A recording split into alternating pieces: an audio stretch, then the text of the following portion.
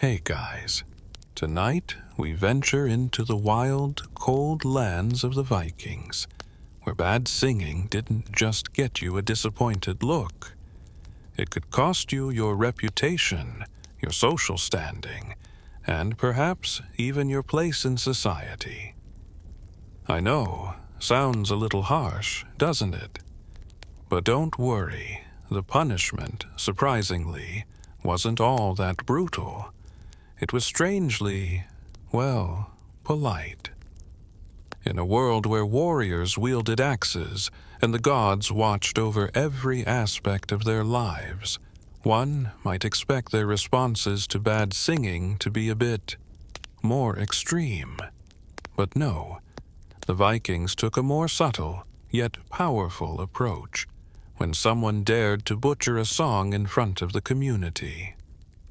So, before you get comfortable, take a moment to like the video and subscribe, but only if you genuinely enjoy what I do here. Feel free to drop your location and local time in the comments. I'd love to know where you're listening from. Now, dim the lights, maybe turn on a fan for that soft background hum, and let's ease into tonight's journey together. The Vikings might have been known for their fearsome raids and their vast ships, but their approach to community and discipline had an unexpected soft spot, particularly when it came to the sacred art of singing. Viking society was deeply rooted in community and honor. Every aspect of life was tied to tradition and the approval of others. And there was one thing the Vikings took extremely seriously: their ability to perform and share stories through songs. This was not just about entertainment. Songs were the lifeblood of their culture. Through songs, they immortalized their gods, recounted their greatest battles, and ensured their histories and legends lived on. Songs were the very fabric of Viking identity. For a Viking, being able to sing in front of the mead hall was like being a poet, a warrior, and a leader all at once. But there was more to it than just being able to sing. It was about singing correctly, with respect, and in tune with tradition. The Vikings didn't just sing for fun. No. The songs were a means of connecting with the divine, of honoring their gods and ancestors, and maintaining the social harmony of the group. Each gathering, each song was a performance that reinforced shared history, identity, and, importantly, respect. So, when someone messed up these revered songs, well, let's just say it wasn't something that went unnoticed. Imagine yourself walking into a Viking mead hall filled with bearded men, strong women, and firelight flickering across the stone walls. You've been practicing for weeks, knowing you'll be called on to sing the praises of Odin or recount some heroic tale of battle. You step up to the center, chest out, ready to impress. The first few notes come out strong, until, suddenly, your voice cracks. The words get jumbled, and before you know it, you've forgotten half the lyrics to the most sacred song. The room falls silent. You try to continue, but the damage has already been done. The eyes of the warriors are on you now, and the weight of your failure presses down on your chest. But here's the thing. Instead of a violent outburst or harsh punishment, the Vikings had a unique way of letting you know that your singing skills were not up to par. You might expect them to throw you out of the hall in disgrace. But that's not how the Vikings worked. Oh no, the Vikings practiced a type of punishment that was, oddly enough, both polite and cruel at the same time. They weren't going to shout at you or insult you. They would simply stop engaging with you. In a society where honor was everything, social isolation was the ultimate form of punishment. You see, for the Vikings, community and belonging were critical. Your place in the group depended on your ability to contribute, whether through strength, intelligence, or in this case, song. When someone failed to meet the high standards of Viking culture, rather than deal with them openly, they would simply exclude them. This meant that the offender would be met with complete and utter silence. No cheers, no claps, no nods of approval, just a wall of indifference. This silence was the Vikings' way of showing disapproval. It was a punishment that was incredibly effective. Imagine standing in front of a room full of people, eager to be a part of the community, only to be met with the crushing weight of complete silence. It wasn't violent, but it was humiliating in a way that no angry words could ever match. Historians still argue whether this was the most effective form of punishment in Viking society, or whether it was just a reflection of the Vikings' sense of pride and stoicism. Some scholars believe the Vikings knew that public shame could be the most powerful force in maintaining social order. By excluding someone who had failed to perform socially, they were essentially saying, "You are not part of this community anymore." It wasn't physical punishment that mattered to the Vikings. It was the threat of losing one's standing within the tribe. This concept of social punishment was deeply ingrained in Viking culture. The idea that someone's worth was directly tied to their ability to contribute to the community was a guiding principle. For the Vikings, being part of the group meant being useful, being able to sing the songs, tell the stories, and add to the overall energy of the gathering. If you failed to do that, you were essentially letting down everyone around you. This led to an almost unspoken rule. If you couldn't sing properly, you couldn't fully belong. Now, let's talk a little more about the Vikings' attitude toward singing itself. While bad singing may have been met with silence, there was also a deep respect for those who excelled in this art. The Vikings loved their poets, called skalds, and these skalds were the ones responsible for crafting and performing the heroic epics that chronicled Viking history. Skalds were highly revered, almost like modern-day rock stars, and their ability to weave tales of gods and warriors in song could bring a sense of awe to a room. Historians still debate whether the skalds were seen as divine figures themselves, channeling the gods' stories through their voices, but one thing is clear.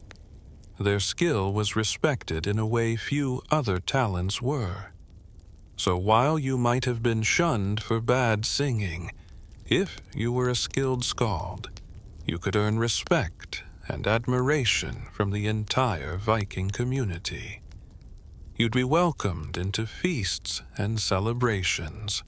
Your songs would echo through the mead hall, and you'd be seen as an important member of society, entrusted with the most sacred stories. The skald's role was to preserve the legacy of the Vikings, to keep the history alive in the form of songs that would be passed down through generations. They were the living connection to the gods, to their ancestors, and to the very heart of Viking culture. But let's not get too romantic about it all.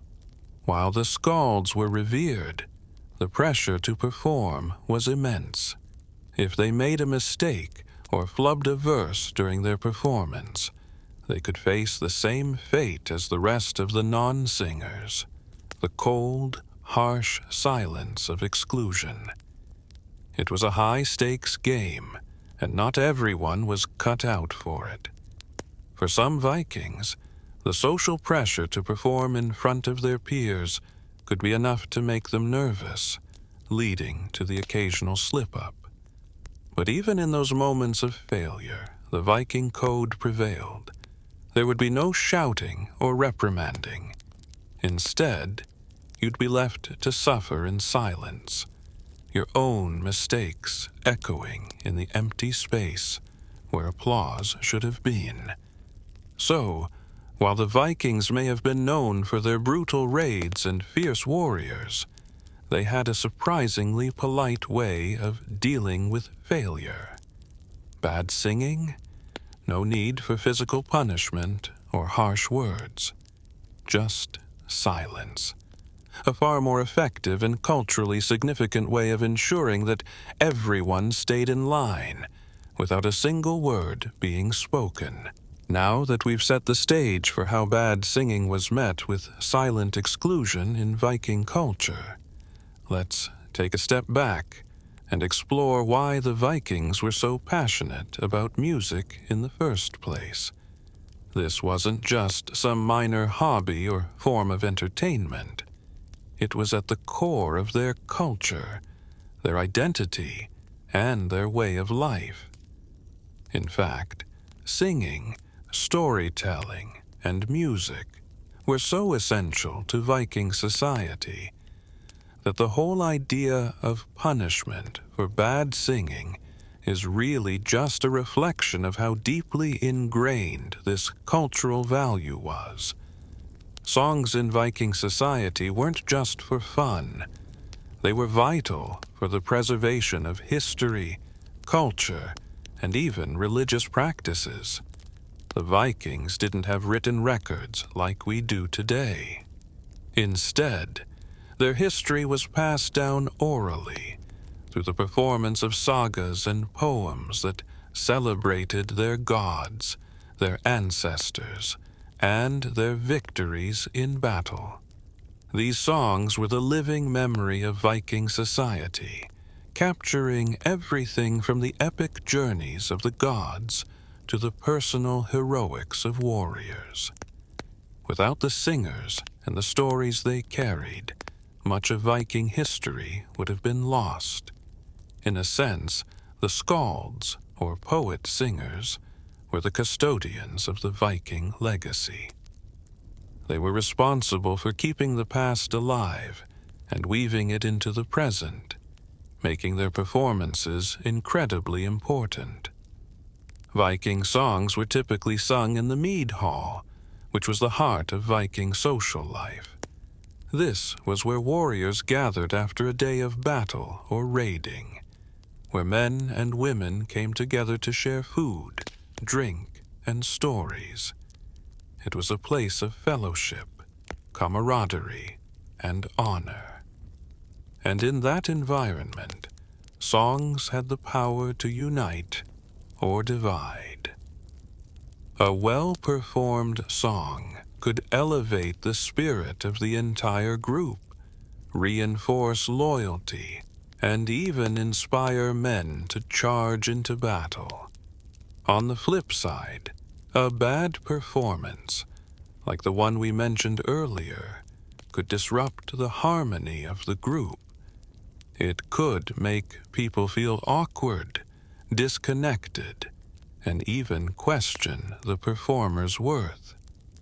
One key aspect of Viking song culture was the use of alliteration and kennings, which were stylistic elements that gave the songs their unique, almost hypnotic flow. Alliteration, the repetition of consonant sounds, made the lyrics easier to remember and allowed the singers to perform long, complex pieces from memory. Kennings, which were metaphorical phrases used to describe things, like calling a sword a blood drinker or a ship a wave traveler, added richness to the language and allowed the song to paint vivid, often poetic pictures. This level of artistry made Viking songs a unique form of storytelling that required skill and creativity to perform correctly. Historians still argue whether the songs were composed and performed purely for entertainment, or if they had deeper, more ritualistic meanings. Some scholars believe that these performances were a way of connecting to the gods, invoking divine favor before battles or raids. Others argue that these songs were simply a form of social bonding, helping to unite the group and reinforce shared identity. Either way, the fact remains that singing and storytelling in the mead hall were no light matter. It was a critical part of Viking culture, and those who were skilled in it were highly respected. So, when someone failed to live up to the expectations of this cultural institution, the punishment wasn't just about the poor performance. It was about disrupting the very fabric of Viking life. When bad singers were shunned with silence, they weren't just being rejected. They were being removed from the cultural conversation. The silence was a quiet but powerful form of exclusion, a reminder that their failure to perform adequately had consequences that reached beyond the mead hall and into the core of Viking society. Without the ability to sing well, you were disconnected from the most important part of Viking identity. But let's take a moment to consider the punishment itself, the polite silence. It's a fascinating choice, isn't it? At first glance, one might assume that Viking society, known for its fierce raids and brutal warriors, would be far more overt in its methods of dealing with failure. Yet, this method of exclusion was both subtle and incredibly effective. By simply refusing to acknowledge the person's presence in the social fabric, they were rendered invisible, cut off from the community that was so central to their survival and sense of worth. The Vikings didn't need to physically punish or berate someone to maintain social order. Instead, they used a form of social discipline that felt much more personal. Imagine being in a room full of people, and instead of being told you're terrible or having someone shout at you, everyone just ignores you. There's no verbal feedback, no critique, no anger, just a lack of engagement. The silence in itself speaks volumes. It's isolating, it's uncomfortable, and it makes you keenly aware of your failure. It's the Viking version of saying, you're not part of this anymore. And this wasn't just about singing. It could apply to other aspects of Viking life as well. A poor performance in battle, a failure to live up to the group's values, or even a sign of cowardice could lead to social exclusion. In Viking culture, your worth was tied to your ability to contribute to the community. If you couldn't perform well, you were no longer seen as valuable. This system of social punishment reinforced the strong bonds between Viking warriors and ensured that each person worked toward the collective good. It's also worth considering the role of public shaming in Viking society.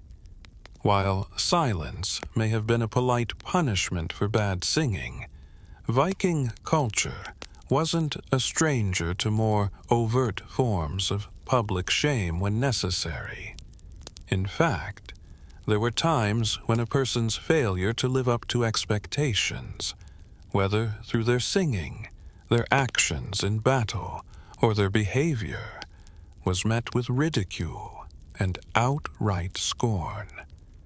Social exclusion was just one part of the complex system of checks and balances that kept Viking society functioning as it did.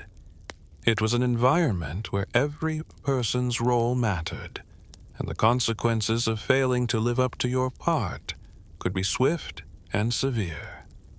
Historians still argue whether these social practices were as harsh as they sound, or if they were simply an integral part of maintaining Viking social order.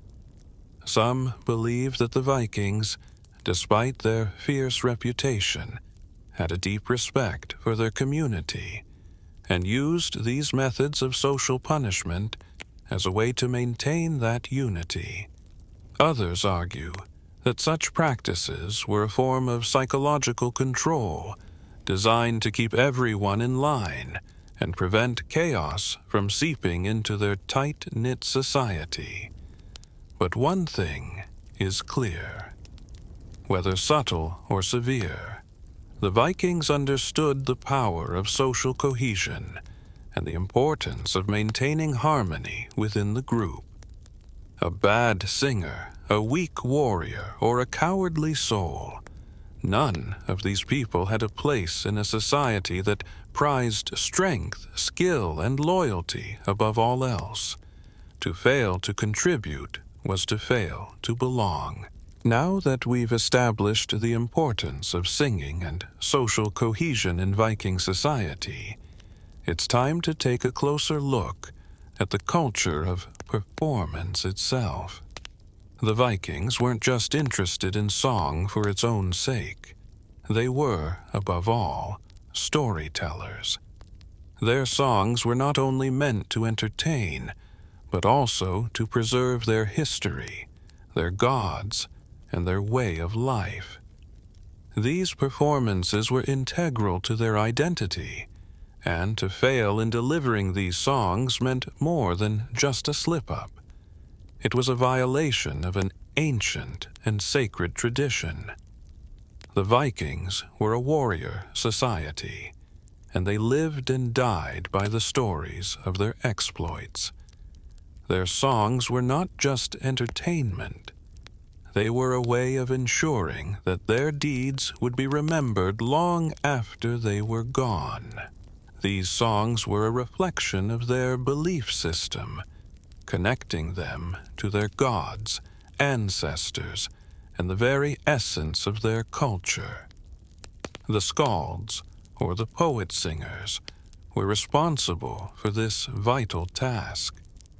They were entrusted with not just crafting songs, but with creating stories that would shape Viking identity for generations. The most famous skalds were often highly regarded in Viking society, as their ability to weave stories of gods and warriors elevated them to near mythical status. Historians still debate whether the skalds were seen as more than just performers. Some believe they were thought of as divine channels, bringing the words of the gods to life through their songs. The importance of the skalds cannot be overstated. Their songs were the very embodiment of Viking culture, preserving tales of bravery, gods, and battles that made the Vikings who they were. But even for the average Viking, participation in these communal songs was a serious matter. Everyone was expected to contribute in some way to the performance, whether through singing, drumming, or other forms of accompaniment. Songs were often collective experiences, with everyone joining in to create a shared bond. The mead hall, the beating heart of Viking social life, was a place where these performances took place. And it was in these halls that the boundaries of Viking society were reinforced. In the warmth of the firelight and the glow of the candles, the Vikings would sing and share stories, weaving together their past and present into a cohesive narrative. This is where bad singing could become a problem. While the Vikings valued collective participation, they also took pride in their traditions. When someone failed to perform well, especially in a public setting like a mead hall, it wasn't just a personal embarrassment. It was seen as a disruption of that collective bond. A bad performance, particularly one that was out of tune or jumbled, could break the flow of the story and, in the minds of the Vikings, make the gods unhappy. After all, if you couldn't perform properly, how could you be trusted to uphold the legacy of your people? So, when someone messed up a song or failed to live up to the expectations of the community, their punishment was subtly brutal. As we discussed earlier, the Vikings wouldn't punish you with harsh words or physical discipline. Instead, they would employ a method of social exclusion, leaving you to feel the weight of your failure in silence. It was a punishment that, while it didn't leave any visible scars, could deeply affect your standing within the group. The Vikings didn't need to say a word. They could just refuse to acknowledge you, and that alone was enough to make you feel the sting of your mistake. Historians still debate whether this exclusion was as harsh as it seems, or if it was simply a way for the Vikings to keep the peace and maintain social order. Some scholars believe that the Vikings viewed their social structure as a well-oiled machine, where everyone had a role to play, and failure to meet those expectations meant disrupting the balance. Others argue that these forms of exclusion were simply part of Viking hospitality, a way of ensuring that everyone contributed without resorting to violence or anger. But beyond the social exclusion, there was also a sense of collective responsibility. The Vikings didn't just punish bad singing, they held each other accountable for maintaining the integrity of their traditions. In a society where honor was paramount, to fail in your role as a performer wasn't just about personal failure. It was about failing your community. This was something that affected not only the individual, but the group as a whole. It's not hard to imagine how a failure to properly sing the gods' praises could be seen as a serious breach of responsibility, especially during important rituals or gatherings. It's important to remember that Viking society was based on loyalty and shared values. The group's success and survival depended on everyone doing their part. If someone failed to meet those expectations, it wasn't just a minor offense. It was a reminder that the stability of the group could be compromised. So, when you consider the Viking punishment for bad singing, it wasn't just about the bad singer. It was about keeping the community intact, maintaining the strength of their culture, and preserving the vital traditions that bound them together. This sense of collective responsibility and mutual respect was at the core of Viking society. It wasn't just about following rules. It was about the unspoken understanding that everyone played a role in the greater whole. And when someone failed, the community would quietly but firmly remind them of their importance by excluding them from the collective experience. It was, in many ways, a deeply polite yet profound form of social correction. A reminder that, while personal flaws were tolerated, disrupting the harmony of the group was not. The Vikings didn't need to be cruel to maintain order. In their society, social exclusion was the ultimate form of punishment, and it was effective because it targeted what people valued most, their connection to the community. And while this method may seem harsh, it was in keeping with the Vikings' complex and often paradoxical relationship with discipline and respect. They respected the individual's role within the community, but they also understood that the group's survival depended on each person contributing in their own way. Now that we've explored how bad singing was handled in Viking society, let's delve deeper into the role of music and performance in shaping their world. The Vikings weren't just interested in singing as a form of entertainment. They believed music had a spiritual, almost magical power. Songs weren't just a way to pass the time. They were the medium through which they connected with the gods, the ancestors, and their very identity. Music wasn't just a part of Viking life. It was at the very heart of their existence. For the Vikings, songs served as a bridge between the mundane and the divine. They sang to their gods, sang of their ancestors' triumphs, and sang of their own heroics on the battlefield. Music was an act of devotion and worship, a ritualistic practice that helped them maintain the connection between their world and the realms of the divine. The songs they performed were more than just stories. They were prayers, invocations, and offerings to the gods themselves. The role of the skalds, the poets and singers of the Viking world, cannot be overstated. These men and women were not just performers. They were revered historians and keepers of tradition. The skalds had the important task of preserving the Viking culture, passing on stories of gods and heroes through their art. In fact, it was the skalds who composed and performed the epic sagas that would be passed down through generations. These sagas weren't just stories.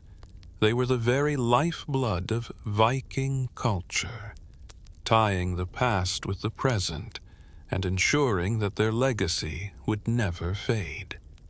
Imagine standing in the mead hall, the firelight dancing on the walls, the scent of roasting meat filling the air as the skald begins their performance. The audience falls silent, captivated by the words and music that seem to carry the weight of the world. With each verse, the skald brings to life the gods, the heroes, the battles, and the triumphs of Viking history. This wasn't just entertainment. It was an experience that reinforced identity, loyalty, and pride. Through these performances, the Vikings were reminded of their gods, their ancestors, and their place in the grand narrative of the world. The skalds were highly respected members of Viking society. Their performances were a critical part of every gathering, and their ability to craft a compelling song or poem was considered a sign of skill and wisdom. A good skald didn't just sing. they wove the past into the present, creating a living history that was constantly renewed in the minds of the people. Historians still debate whether the skalds were considered divinely inspired. Were they simply talented poets, or did they have a special connection to the gods? Regardless, it's clear that the skalds held a place of high esteem in Viking culture. They were not just performers, but keepers of tradition, respected not only for their talent, but for their role in preserving the very identity of the Viking people. In contrast, the failure to perform these sacred songs properly had the opposite effect. It wasn't just a personal disappointment. It was a disruption to the cultural order. A bad performance wasn't just a flubbed line. It was an insult to the gods, an affront to the ancestors, and a disturbance to the communal bond that held the Vikings together. When someone failed to perform adequately, it wasn't just their reputation that was at stake. It was the collective reputation of the group. To fail in such an important ritual could be seen as a sign of disrespect to the community and the divine forces they held dear. The Vikings' attitude toward singing also reflected a broader societal belief in honor. Honor wasn't just about strength in battle. It was about fulfilling one's role in society, whether that was as a warrior, a farmer, or a skald. If you failed in your role, the consequences were severe, not in terms of physical punishment, but in terms of social standing. The Vikings understood that social cohesion was essential to their survival, and they relied on each individual to contribute to the group's success. Failure to contribute, whether through poor performance or cowardice, was a breach of the unspoken social contract.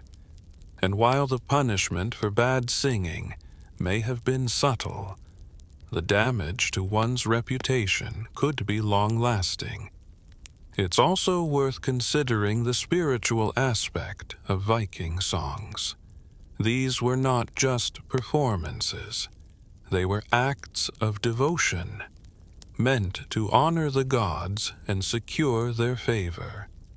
The Vikings believed in a pantheon of gods, each with their own traits and domains. There was Odin, the All-Father, associated with wisdom and war.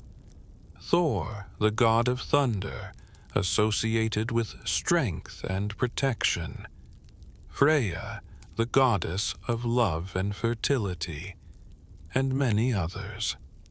When the skalds sang about these gods, they weren't just telling stories. They were invoking their powers. Songs were thought to have a direct impact on the gods, influencing their favor in battle and in life. To fail in performing these songs was to fail in your devotion, and that failure could be seen as an invitation for misfortune. Historians still argue whether the Vikings truly believed that their songs could influence the gods, or whether it was more of a cultural practice designed to reinforce social bonds. Either way, the importance of these songs was undeniable. They were integral to the Vikings' religious and cultural practices, and the performance of these songs was an act of both personal and collective significance. The mead hall was more than just a place for drinking and feasting. It was a sacred space where the past, present, and future collided. It was where the gods were honored, where the stories of the great battles were told, and where the Vikings gathered to remind themselves of their shared history. The songs performed in the mead hall were not just entertainment. They were a vital part of Viking life. And just as the gods and ancestors were revered, so too were the skalds who kept their stories alive through song. But what happened when someone failed to live up to this sacred responsibility? What did the punishment for bad singing say about Viking society and their deep commitment to honor, tradition, and community? Now that we've established the deep cultural, spiritual, and social significance of Viking songs, let's take a closer look at the consequences of failing to live up to the high expectations of performance. The Vikings were a society built on strict codes of conduct. Honor, loyalty, and respect for tradition were paramount. In a culture where every individual's role was crucial for the survival of the group, there was little room for failure, especially when it came to sacred duties like singing the songs of gods, battles, and history.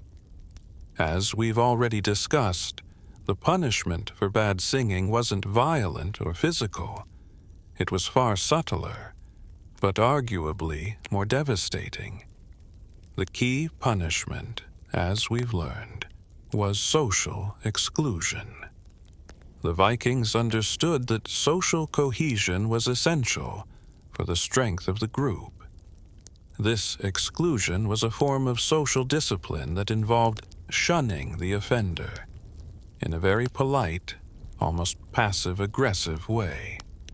In Viking society, to be excluded from the mead hall was to be excluded from society itself. The mead hall was the heart of Viking life, where bonds were formed, alliances were made, and warriors were celebrated. To be silenced by your community, ignored during a time meant for gathering and celebrating, was as effective a punishment as any physical beating. It wasn't just about embarrassing you. It was about making you feel invisible, like you no longer belonged. The Vikings didn't just want to punish someone for failing to sing well.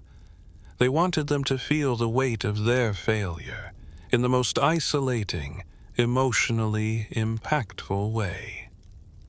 Silence. Complete and utter disregard for your presence.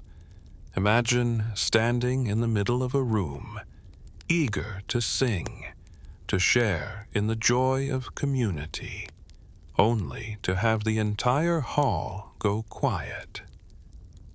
There would be no applause, no cheers, no acknowledgement of your effort. That, in a society where social standing was everything, would be worse than any physical punishment. It was a harshly polite way of saying, you are not enough. For the Vikings, being excluded from the community meant more than just the embarrassment of a poor performance. It meant that your reputation was in jeopardy. A bad singer wasn't just someone who had botched a verse. They were someone who could not contribute to the group, could not uphold the values of Viking society, and could not fulfill their role as a member of the tribe. Social exclusion, as quiet and polite as it was, sent a clear message. You failed to meet the expectations of your people, and now you must live with the consequences. It wasn't just a slap on the wrist. It was a complete disconnection from the core of Viking life. However, while the punishment of social exclusion was effective, it also reflected a deeper cultural value that was central to Viking life: the idea of honor and the community's need to maintain balance and cohesion. The Vikings believed that honor wasn't just about personal bravery or achievements. It was about fulfilling your role within the community and contributing to the group's success. When someone failed to perform, whether it was singing or fighting, it wasn't just their personal failure. It was seen as a failure of the group. The Vikings didn't have the luxury of individualism. They were a fiercely collective society, where the success of one was the success of all, and the failure of one was a blow to everyone. The role of skalds, those skilled in the art of poetry and song, was particularly revered in Viking society because they were the keepers of the group's collective memory. They didn't just tell stories, they made stories. They crafted the past, weaving the tales of gods and heroes into living songs that echoed in the mead halls, creating a shared identity among the people. If you failed to sing properly in the presence of a skald, or you failed to honor the tradition of storytelling, you weren't just failing as a performer. You were failing in your duty to help maintain the cultural fabric of Viking society. But even the skalds themselves weren't immune to the judgment of the community. Historians still debate whether skalds had special protections in Viking society, as their role was so crucial to the preservation of the culture. Some believe that their status was so high that they were above reproach, while others argue that even they could face punishment if their performance was lacking.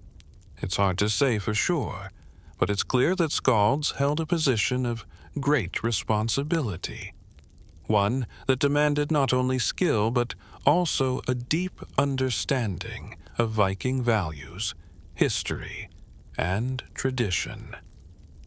In Viking society, singing wasn't just about melody or rhythm.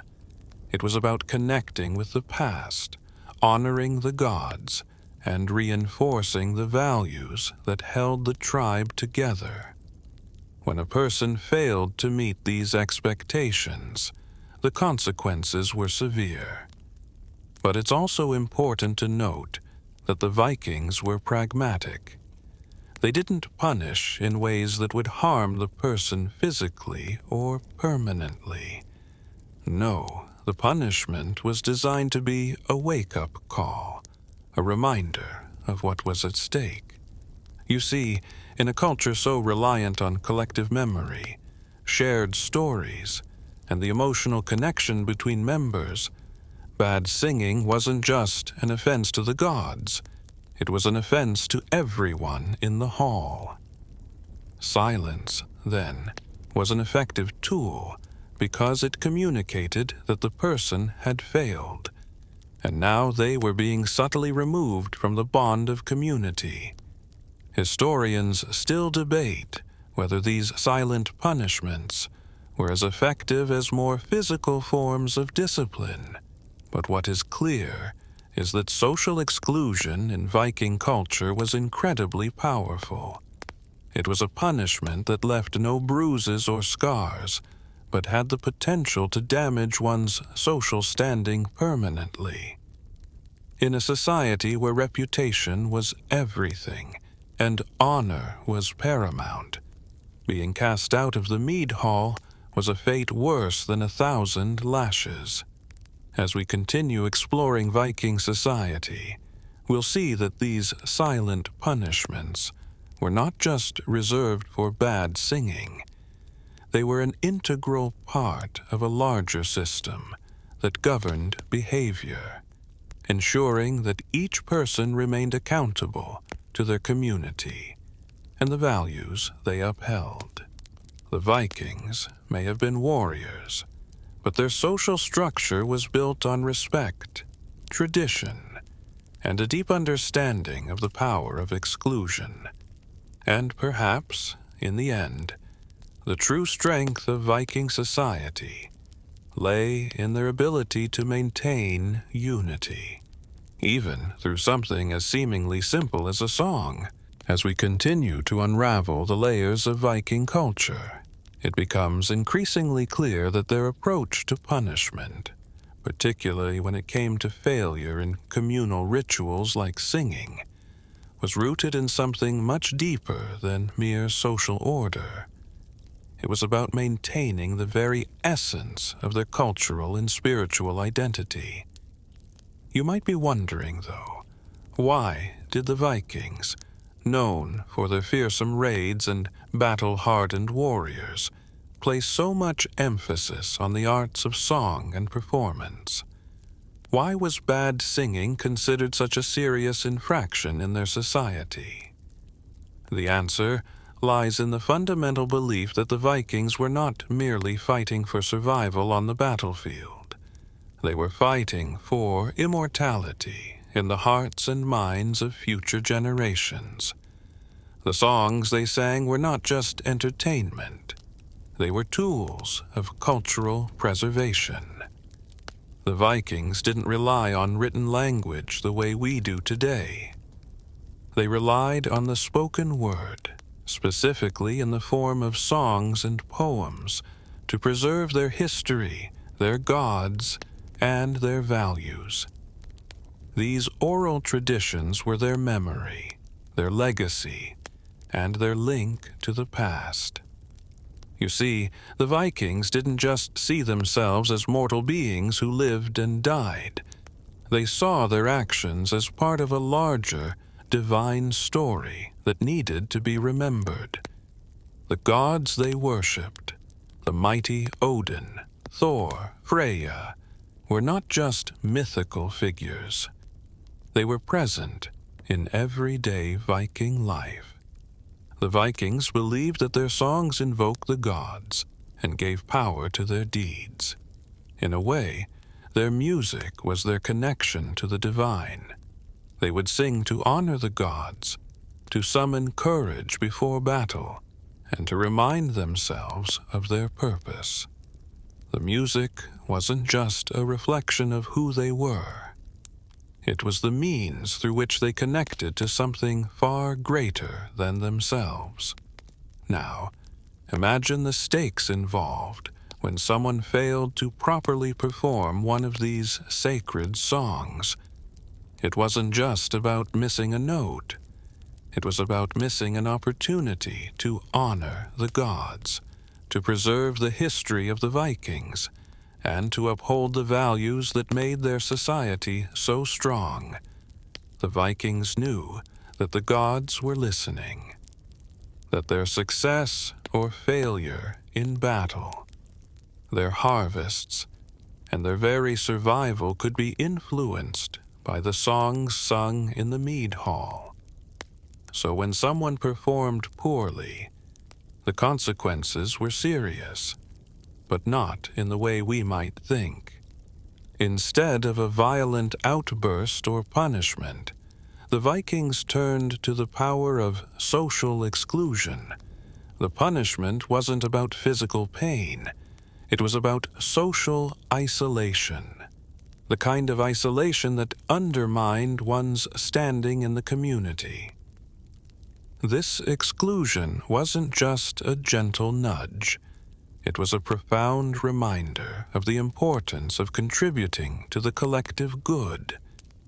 To be left out of the mead hall, the center of Viking life, was the ultimate social death. It was the Vikings' way of ensuring that everyone understood their place in the tribe and the consequences of not living up to those expectations. Historians still debate the exact nature of the Vikings' views on community and honor. Some argue that this form of punishment was an effective way of reinforcing social order, while others believe that it was a necessary evil to prevent individual failures from disrupting the harmony of the group.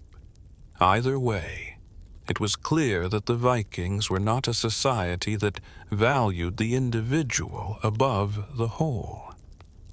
In Viking culture, every person's actions mattered, whether they were a warrior or a singer.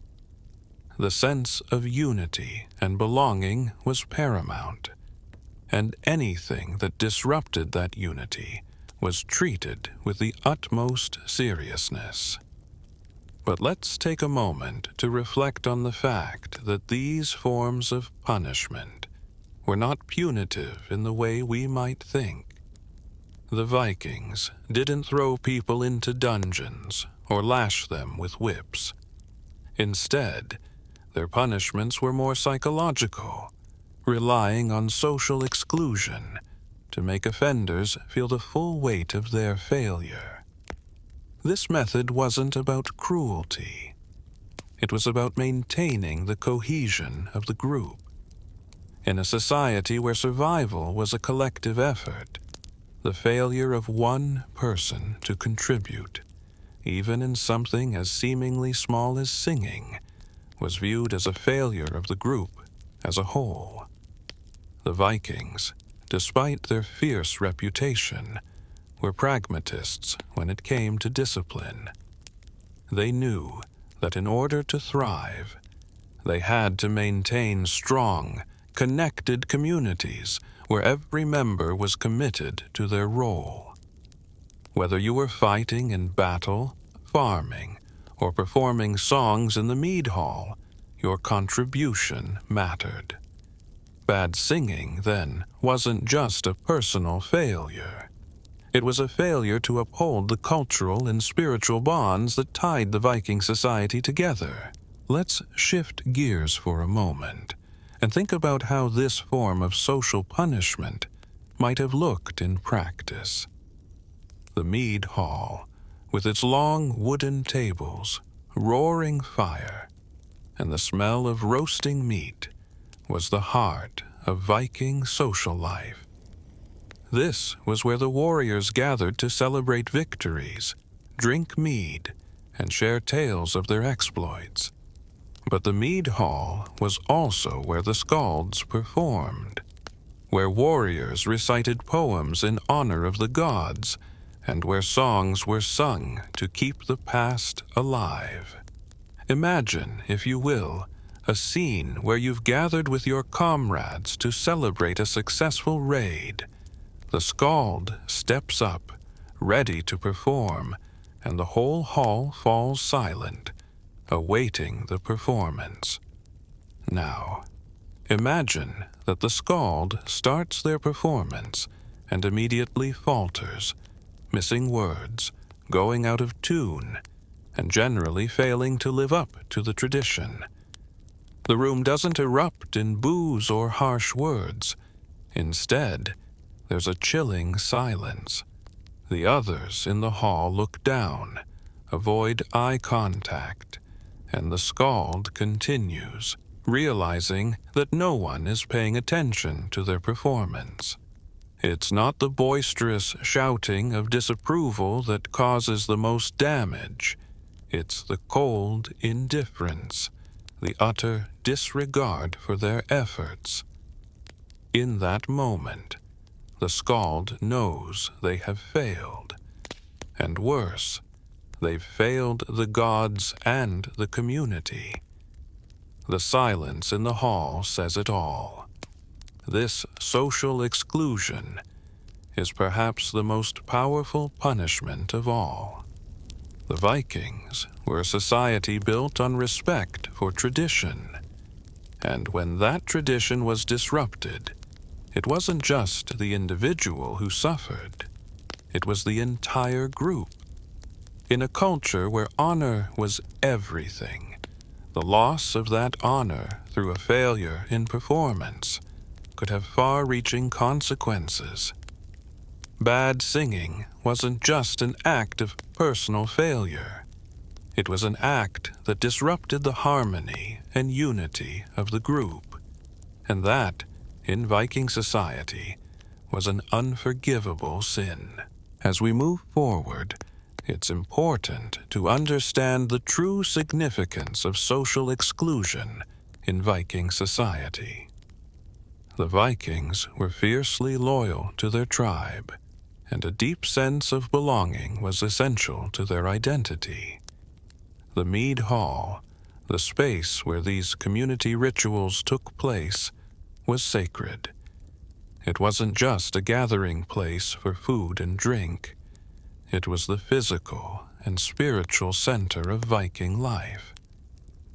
The exclusion from it, even in the most polite form, could have lifelong effects. It was a punishment that wasn't necessarily about removing someone from the physical space. It was about erasing them from the cultural and spiritual fabric of Viking society. This wasn't merely a slap on the wrist for bad performance. It was a silent but potent reminder of the price of failure. The Vikings' commitment to their gods, to their ancestors, and to their communal identity meant that every action had a purpose, and every individual played a role in preserving that larger purpose. Whether it was in battle, during a celebration, or in the act of singing and storytelling, each Viking's contribution was crucial to maintaining the strength of the group. When someone failed to meet those expectations, they risked being cut off from that collective strength. Consider, for a moment, the deeper implications of this social exclusion.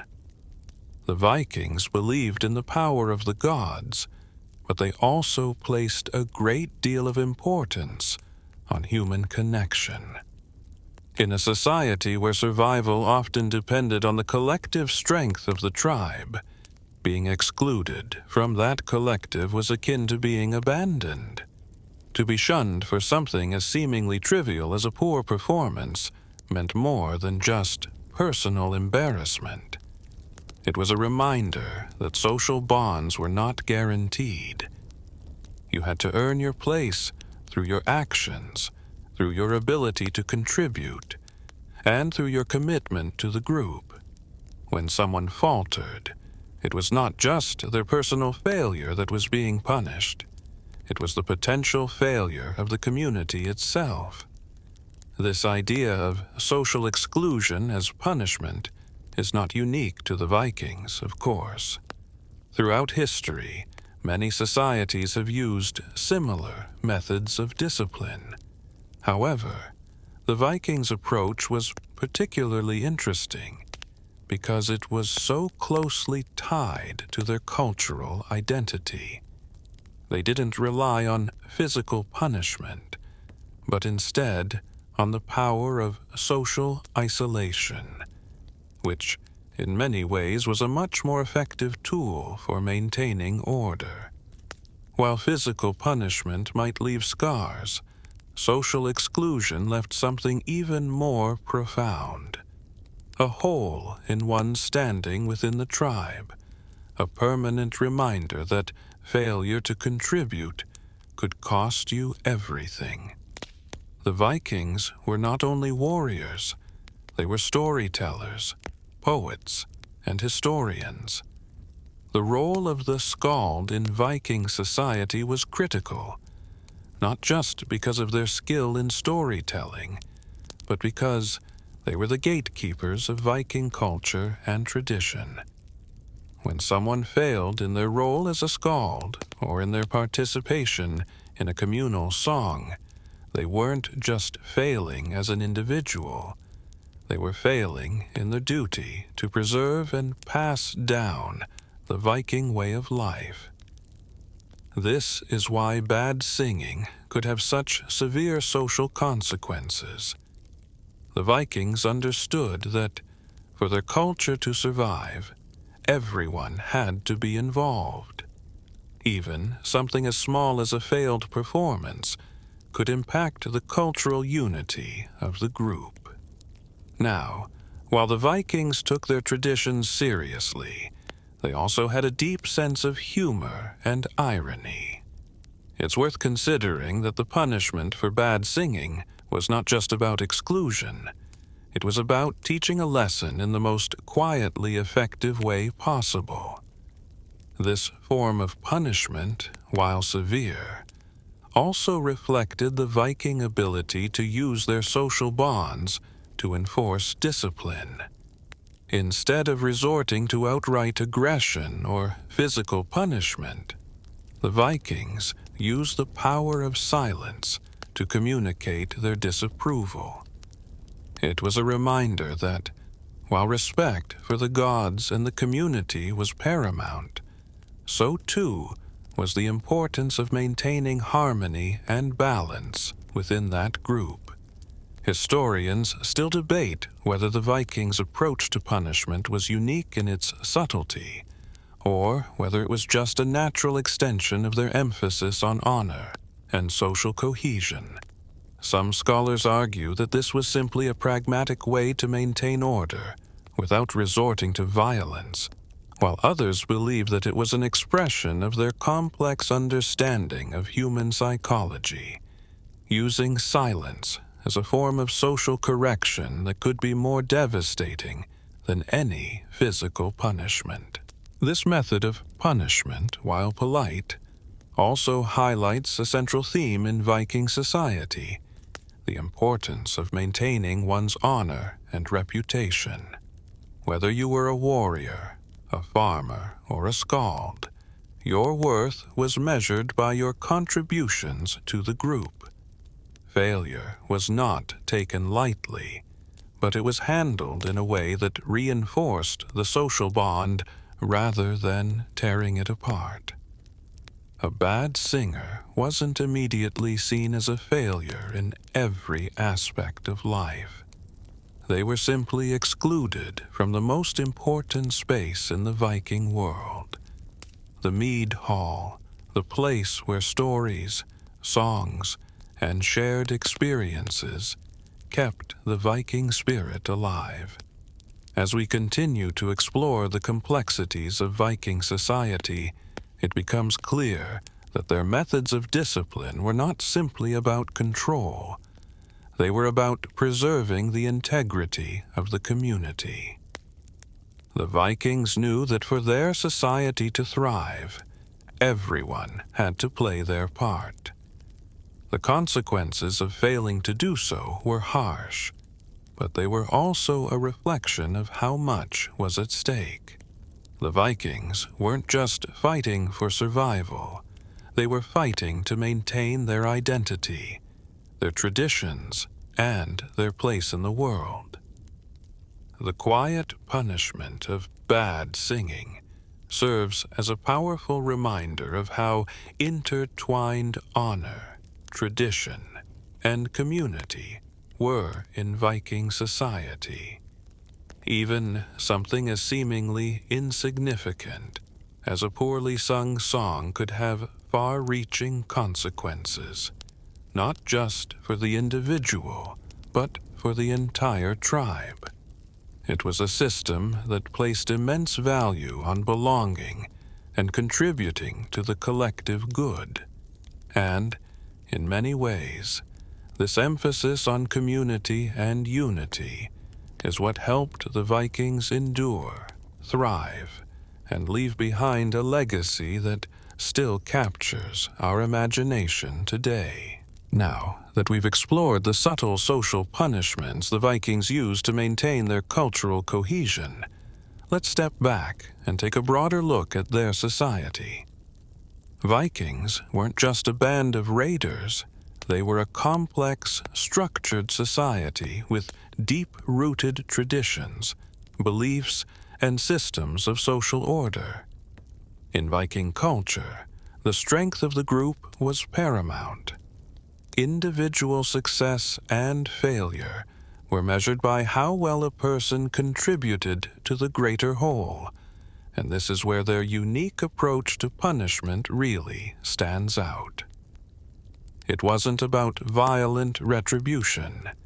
It was about ensuring the strength and unity of the tribe, even when it meant making someone feel completely alienated. The Vikings' approach to discipline, as we've seen with their polite punishment for bad singing, reveals much about how they viewed their community. Social status was earned through action and contribution, whether it was through bravery in battle, mastery of the arts, or fulfilling one's role in daily life.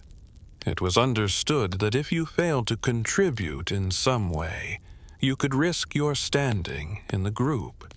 This was particularly true when it came to the arts, like singing or storytelling. The Vikings didn't just value the arts for their own sake. They saw them as an integral part of maintaining their culture and identity. The Viking mead hall was the heart of their social life, and it wasn't just a place to drink and revel.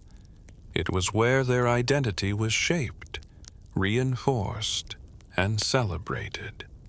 It was a place where the community came together to honor the gods, remember the fallen, and recount the stories of their ancestors. For the Vikings, music and storytelling weren't mere pastimes. They were rituals. These rituals connected the present to the past, the living to the dead, and the mortal to the divine. And when someone failed to uphold these rituals, whether through poor performance in singing or storytelling, they didn't just offend the community. They disrupted the very spiritual and cultural fabric that held Viking society together. Historians still argue about whether the Vikings truly believed their songs had the power to influence the gods. Some believe that songs were seen as a way to invoke the gods' favor, especially before battles. Others suggest that these performances were more symbolic, a way to demonstrate devotion and solidarity with the gods, ensuring the community's survival. Regardless of the gods' actual involvement, it's clear that these performances were taken very seriously. A song wasn't just a song, it was a connection to the divine. To fail in singing properly wasn't just a social faux pas, it was a failure to honor the gods and ancestors. And while the Vikings were known for their toughness in battle, they also understood that social cohesion required much more than physical strength. It required respect for tradition, for the community, and for the roles each individual played. A warrior might have been celebrated for his strength, but if he couldn't participate in the cultural rituals, he would be excluded from the most important aspect of Viking life, the social bond created through shared experience and collective memory.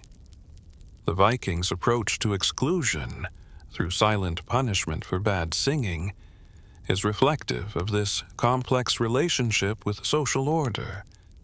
They didn't see failure as a mere mistake. It was a potential threat to the unity and identity of the tribe.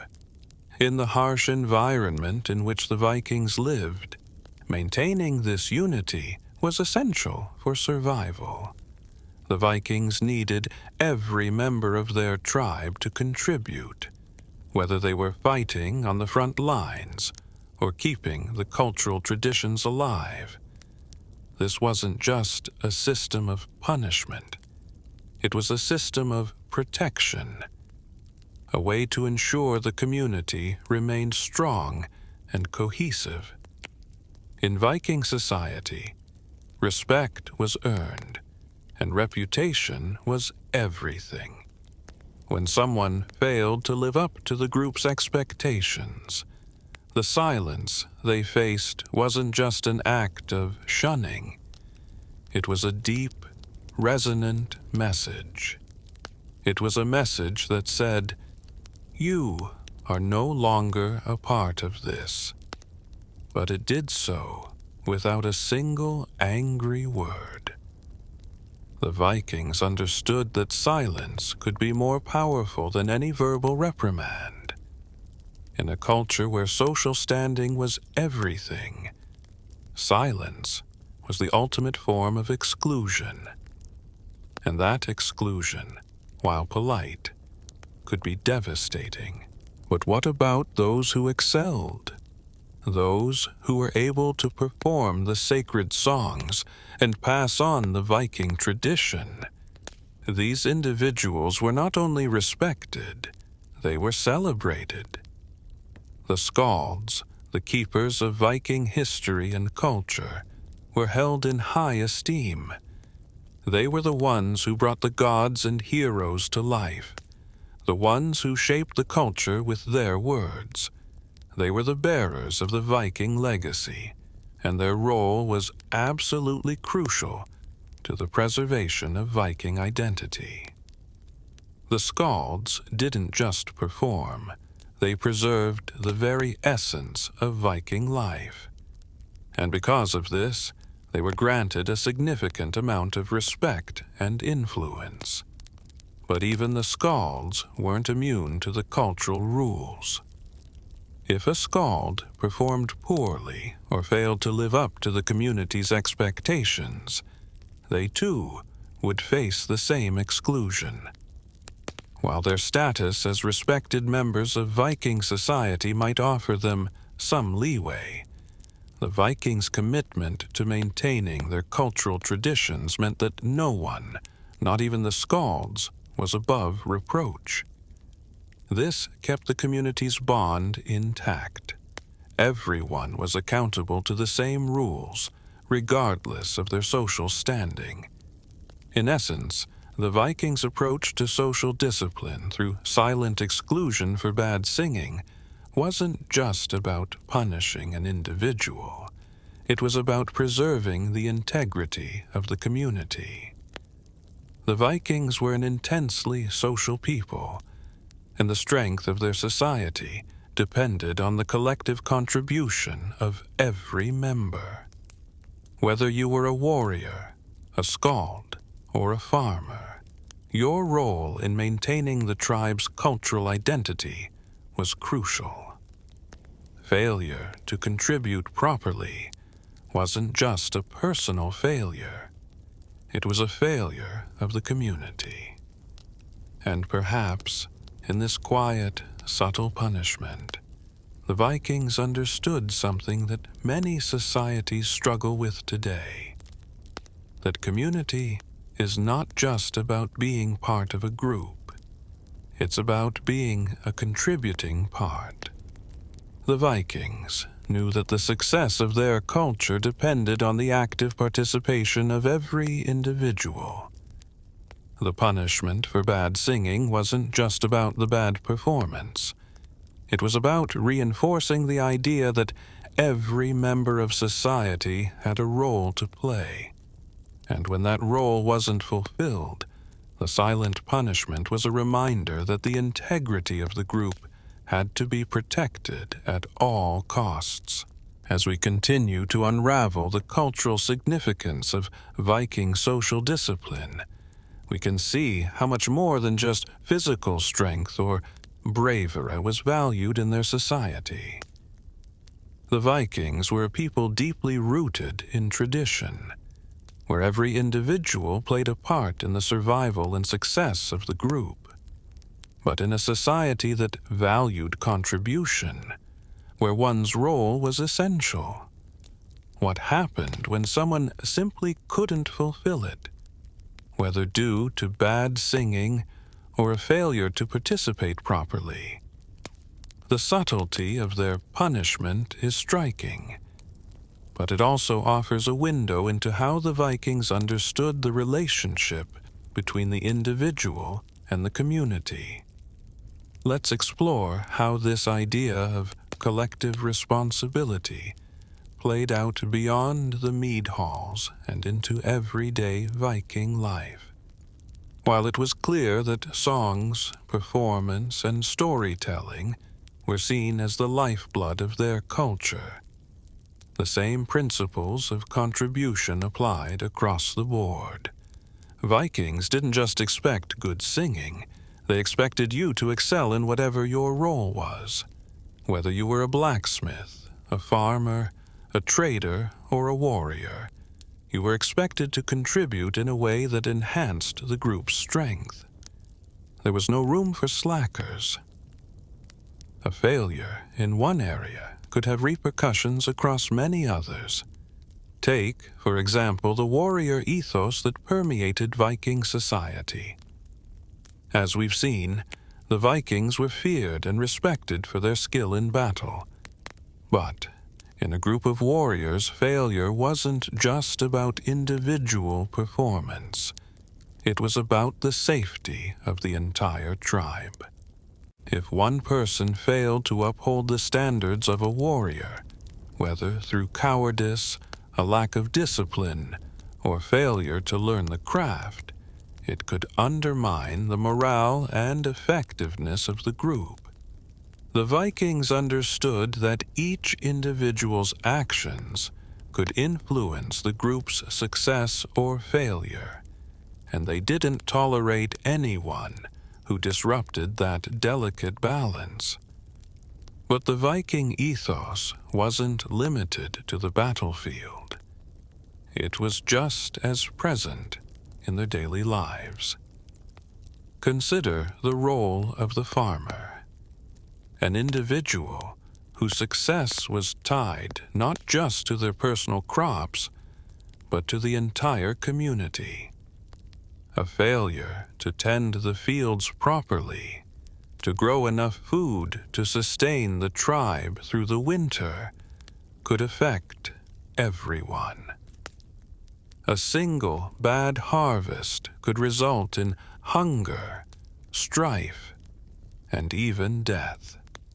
The same strict standards that governed Viking warriors applied to farmers, artisans, and traders.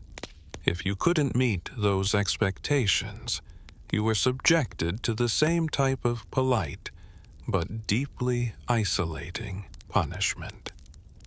The idea of social exclusion wasn't just about singling out those who failed to sing well or perform in battle. It was an acknowledgement that every member of Viking society was interconnected. There was no such thing as one person's mistake. The consequences of failure rippled outward, affecting the entire group. So when someone failed, even in the seemingly minor act of singing poorly, it was treated as a disruption of the harmony that was essential for survival. This concept of communal responsibility, where failure to contribute properly could have far-reaching consequences, was at the heart of Viking discipline. But how did this idea play out in the Viking legal system? What would happen if someone committed a serious crime or violated one of the sacred social codes? Did the Vikings resort to violence or physical punishment for more serious offenses, or did they continue with their more subtle form of social discipline?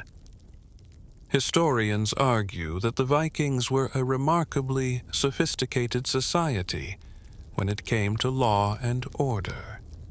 They had a system of local assemblies, called things, where disputes were settled and justice was meted out. These things were not just places for resolving conflicts. They were places where the collective values of the group were reinforced. Here, the emphasis wasn't just on punishing wrongdoers. It was about maintaining social cohesion and ensuring that the community remained intact. Even the most serious crimes were often addressed through methods that involved restitution and compensation rather than physical punishment. Interestingly, even in the case of more severe transgressions, the Vikings maintained their commitment to avoiding violence when possible. Punishments were typically designed to restore balance and reinforce the social contract, rather than to exact retribution. In the case of a crime, like theft or murder, the guilty party might be required to pay a fine or provide compensation to the family of the victim. If someone was deemed a repeat offender or incapable of contributing positively to the group, they could be ostracized, just as they would be for failing to meet expectations in song or craftsmanship. In many ways, this reflects the Vikings' deeply ingrained belief in the importance of community and social cohesion. While they valued strength and valor in battle, they understood that the true strength of their society came from the contributions of every individual. The exclusion of someone who could not contribute, whether through bad singing or criminal behavior, was seen as necessary to protect the group and maintain harmony. It wasn't about vengeance or punishment for punishment's sake. It was about ensuring the tribe's survival and well-being. It's important to note that social exclusion wasn't a one-time punishment. It was a constant part of Viking life. The Vikings operated in a system where every individual's behavior was constantly under scrutiny, and failure to meet the expectations of the group had ongoing consequences. It wasn't just about getting shunned for one poor performance. It was about the constant threat of exclusion if you failed to live up to the community's values, whether in song, battle, or any other aspect of life. And this, perhaps, was the most powerful tool in the Vikings' social discipline toolkit, the ever-present possibility of isolation. Historians often debate whether this system of discipline contributed to the Vikings' success as a people. Some argue that it helped keep them united, ensuring that every member played their part in the success of the group. Others believe that it stifled individuality and led to an atmosphere of conformity and fear. But what is clear is that the Vikings were a society where every action mattered, and failure to meet expectations had consequences far beyond the individual. Bad singing wasn't just a harmless mistake. It was a failure of the community, and the silence that followed was a reminder that every individual was responsible for the health and success of the group. As we continue to explore Viking culture and discipline, it's fascinating to see how these quiet, yet effective methods of punishment were rooted in their belief system, social structures, and deep sense of community. It wasn't just the fear of physical punishment that kept people in line. It was the understanding that their very place within the tribe was inextricably linked to their ability to contribute, whether through battle, song, craftsmanship, or farming. Every Viking had a role to play, and failing in that role meant facing the isolating consequences of social exclusion. Yet, the Vikings were not without empathy. In their own way, they understood that people made mistakes, and that social cohesion could only be maintained through a sense of collective responsibility. If someone stumbled, whether in a song or in a task, the punishment wasn't intended to break them. It was intended to remind them of their importance within the larger whole. And even the harshest punishment, social exclusion, was also a way to communicate that the individual's failure was not personal, but a failure of the community to uphold its cultural norms. This idea of communal responsibility wasn't confined to mealtime performances or the mead hall. It extended into the most fundamental aspects of Viking life. To be part of the tribe, one had to be seen as a contributing member of society. The Vikings didn't just engage in physical battles, they engaged in a constant, invisible battle to maintain the delicate balance of their social order. Failing to fulfill one's role was akin to failing the tribe, and the Vikings took that very seriously. Now, let's zoom out a bit and look at the broader context of Viking social norms. We've already discussed how the Vikings valued honor, courage, and reputation, but let's explore how these ideals permeated other areas of their society. One area that stands out is their deeply rooted sense of fairness and justice. The Vikings weren't a lawless society. They had laws and customs, albeit ones that were based more on tradition than written codes. As we've seen with their methods of social punishment, their approach to justice was more restorative than punitive. For the Vikings, the community was the ultimate authority, and it was the community that decided how to restore balance when someone failed. In the Viking world, laws were enforced through a system of local assemblies called things. These were gatherings where disputes were settled, agreements were made, and punishment was meted out. It was in these things that decisions were made about everything from property disputes to criminal behavior. A person who committed a serious crime, like theft or murder, would often have to make restitution to the victim's family, rather than face harsh physical punishment.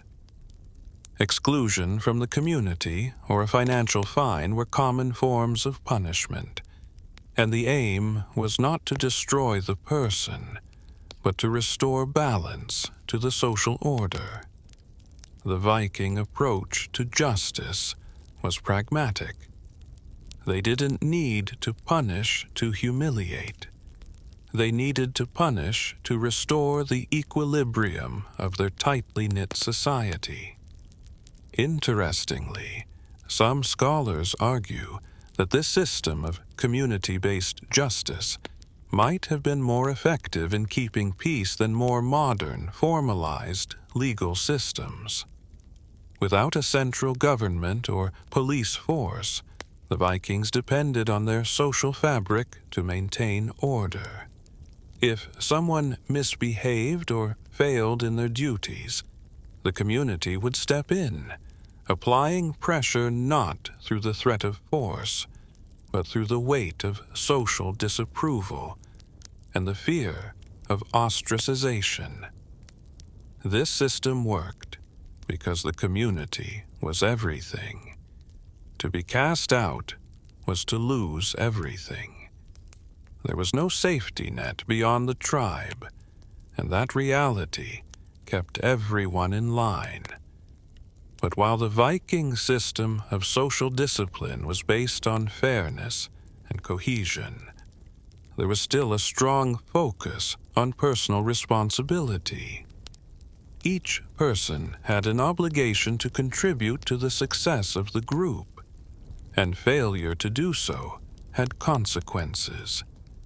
This was true not only for bad singing, but for any failure to meet the cultural expectations of Viking society. Whether you were a farmer who didn't produce enough food, a warrior who lacked courage in battle, or a skald who couldn't perform their songs properly, your worth was tied to how well you fulfilled your duties to the community.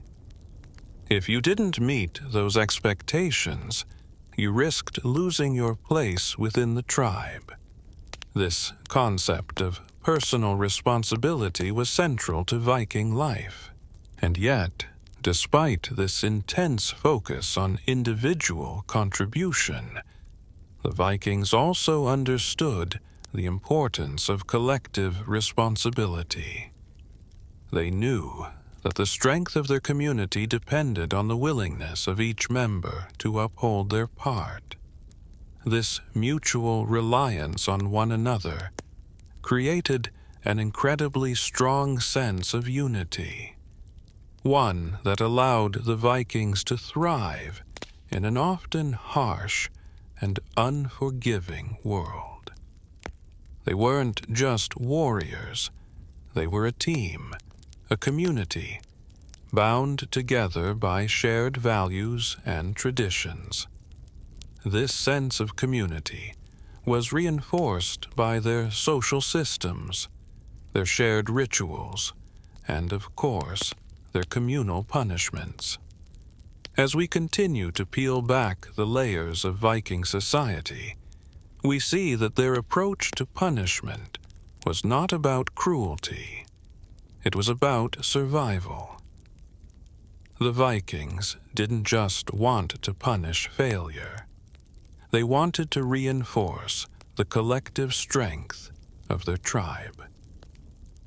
Social exclusion for bad singing, or any other failure to contribute, wasn't just about ostracizing an individual. It was about maintaining the fabric of Viking society, ensuring that each person understood their role in the larger community. It wasn't just a punishment.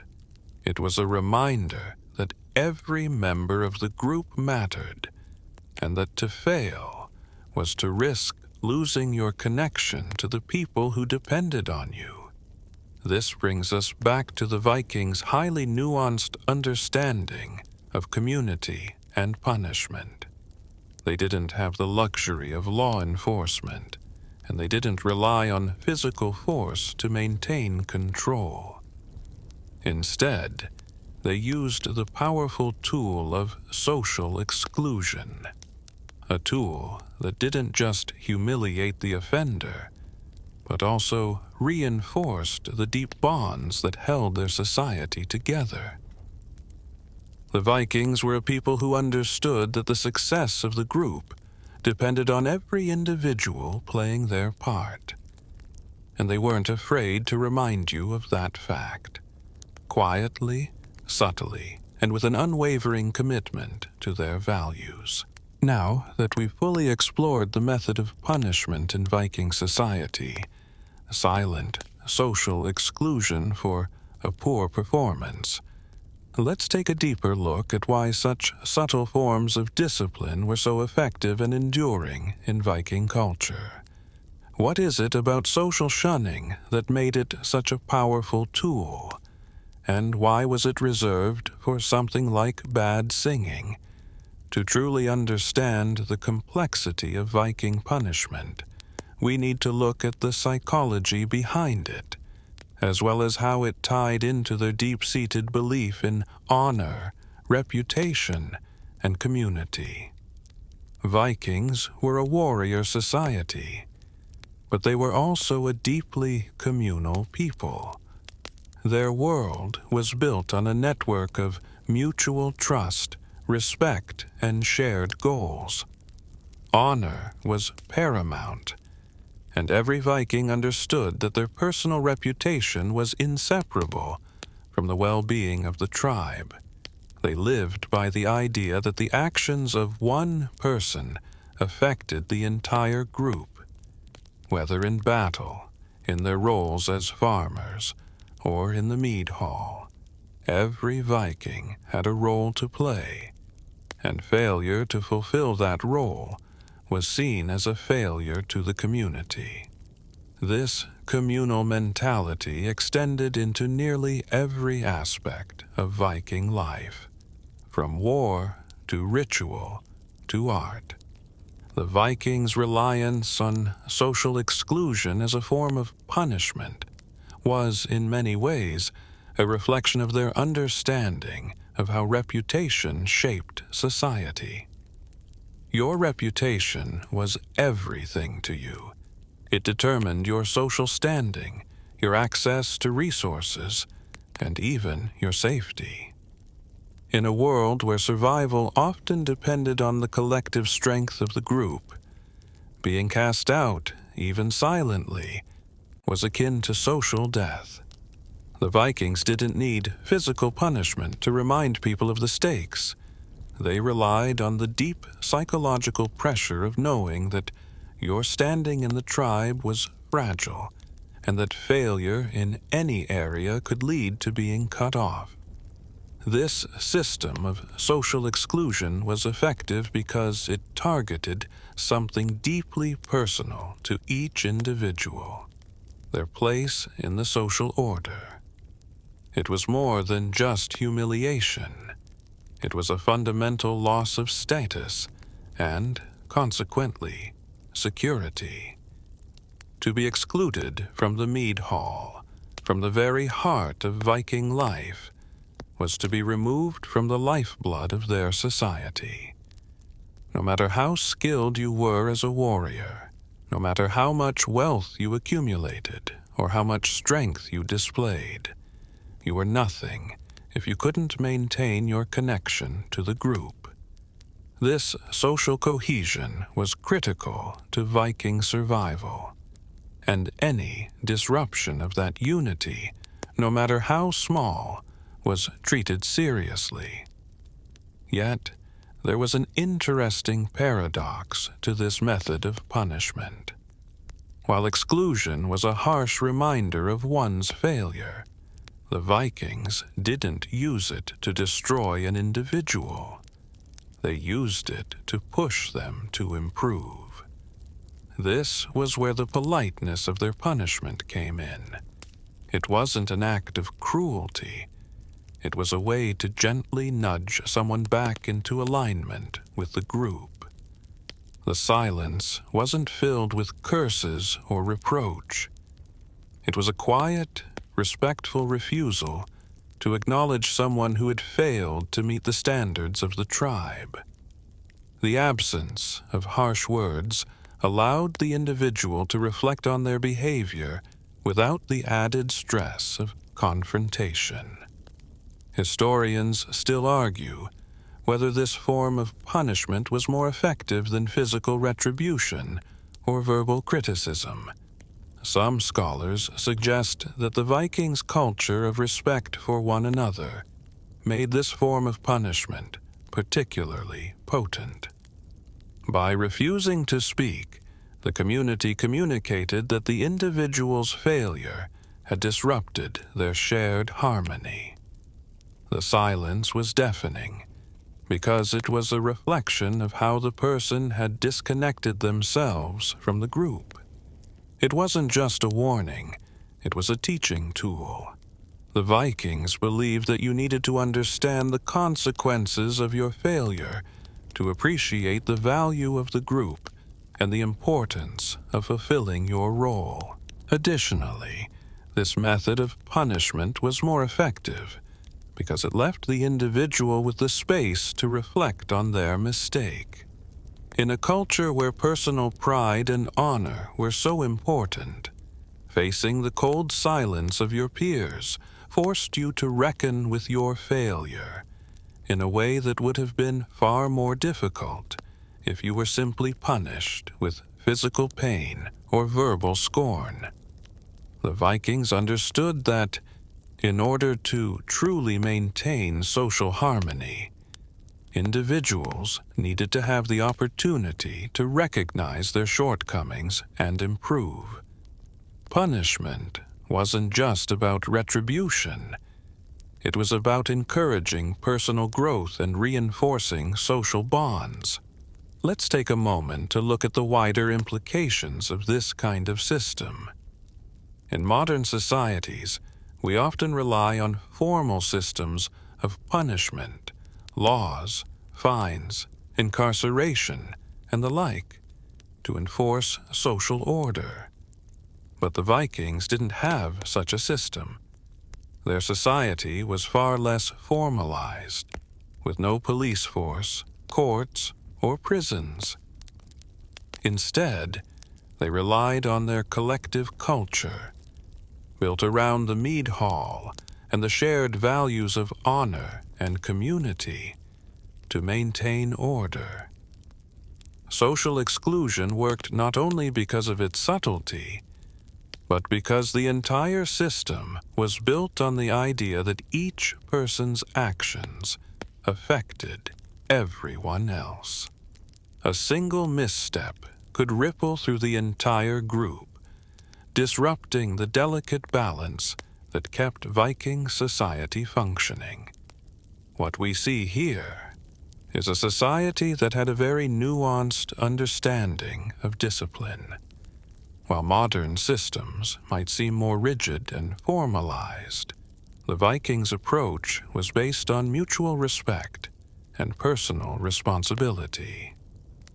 Their system was much more flexible, allowing individuals to recognize and correct their mistakes without facing the harshness of physical punishment. This made their social system, while strict, also remarkably resilient. People who failed were not discarded. They were given a chance to learn and return to the fold. Interestingly, this dynamic is still seen in many modern cultures that emphasize community and collective responsibility. In some societies, particularly those with a strong sense of familial or tribal bonds, the pressure to conform is less about physical punishment and more about the fear of losing one's place in the group. This subtle form of social discipline has persisted through the ages because it taps into one of the most powerful human instincts, the need to belong. For the Vikings, social exclusion wasn't just about shaming someone. It was about keeping the group strong. It was a form of social correction, a way to reinforce the importance of each individual's role in maintaining the tribe's identity and survival. Whether you were a warrior, a craftsman, or a skald, your contribution was vital, and if you failed, you risked losing everything. The Vikings understood that discipline wasn't just about punishing failure. It was about restoring harmony and balance within the community, and ultimately, ensuring that the group could thrive together. As we continue to explore the profound influence of social cohesion and exclusion in Viking culture, it becomes clear that their unique brand of discipline extended far beyond the performance of songs. The Vikings were deeply invested in the idea of honor, and in a world where every action had the potential to impact the survival of the group, the stakes were incredibly high.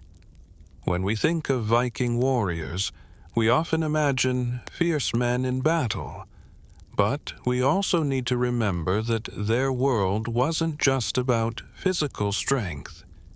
It was also about the strength of the bonds that held their society together.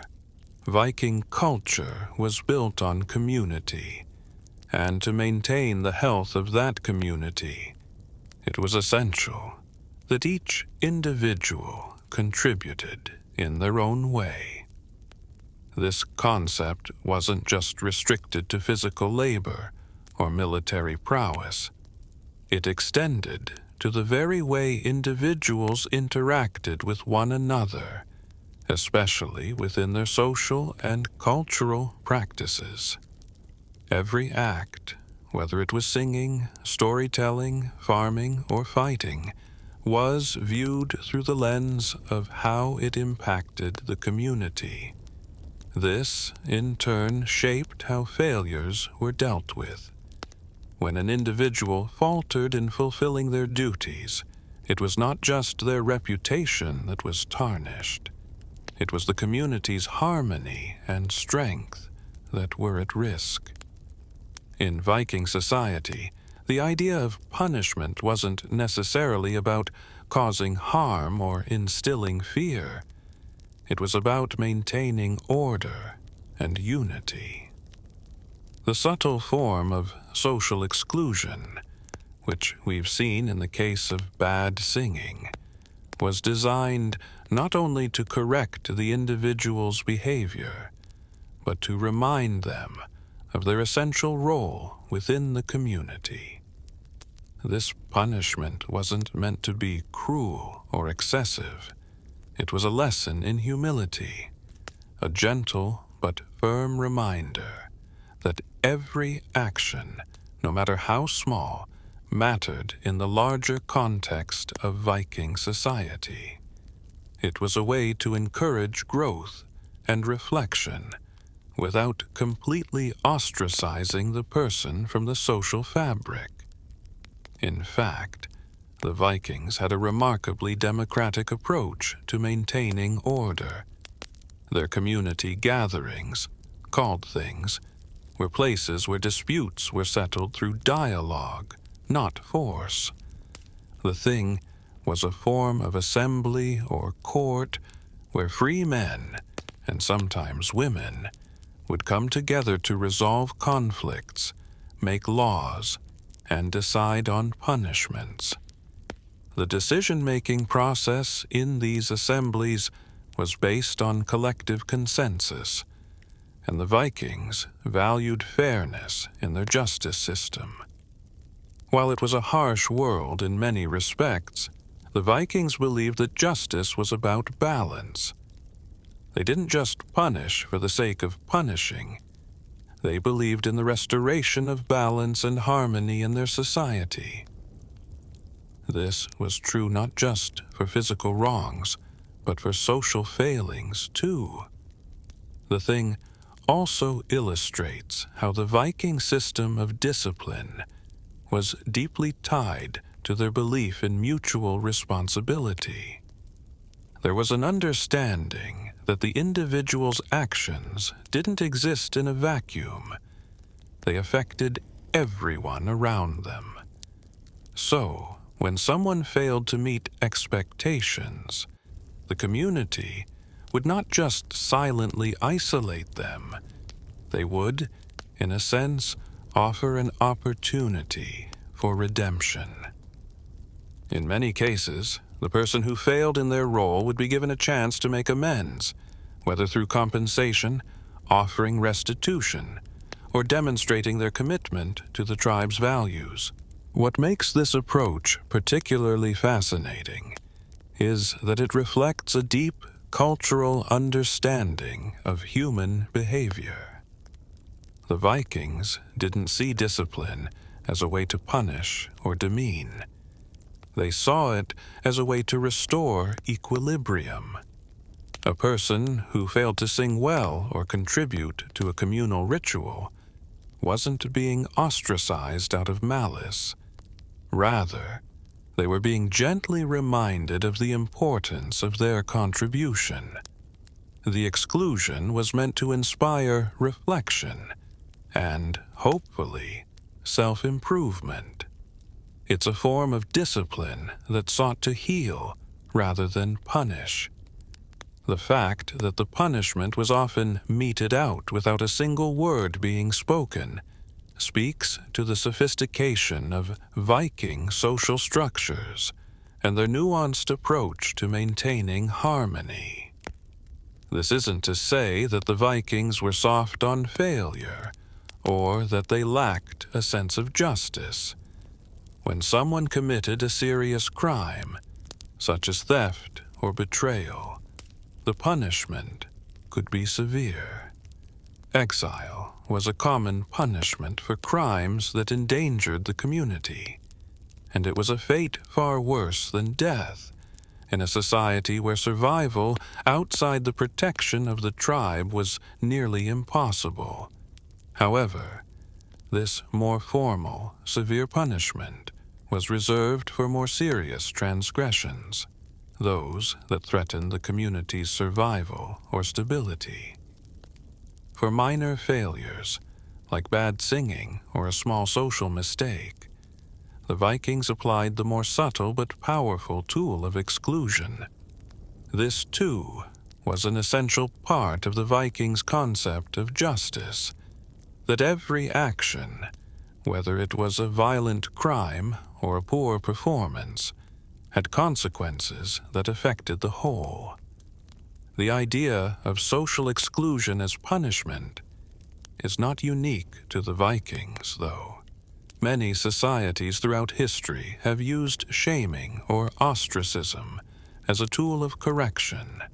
However, what sets the Vikings apart is how systematically this approach was applied to every aspect of their lives. Whether it was in battle, in the mead hall, or in their day-to-day work, the Vikings understood that community harmony depended on every individual pulling their weight.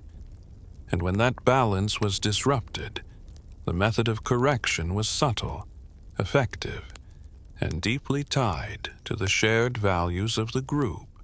This approach, although foreign to many modern systems of justice, offers a powerful lesson in the importance of community and collective responsibility. While modern societies tend to focus on retribution and punishment, the Vikings recognized that punishment, when used as a means of reasserting social order, had the potential to restore balance and improve the group as a whole. In Viking society, punishment wasn't about inflicting harm or instilling fear. It was about ensuring that every person understood their role and contribution to the survival and success of the community. As we move further into our exploration of Viking society, it becomes clear that their methods of discipline, though harsh in their way, were also a testament to their deep respect for the community and for the individual's role within it. This balance between personal responsibility and collective harmony was a key factor in the Vikings' success as a culture and civilization, and it's something we can all learn from today. The Vikings understood that the strength of the individual was only as strong as the bond they shared with their community, and that ultimately their ability to survive depended on their willingness to contribute and uphold the values that made them who they were.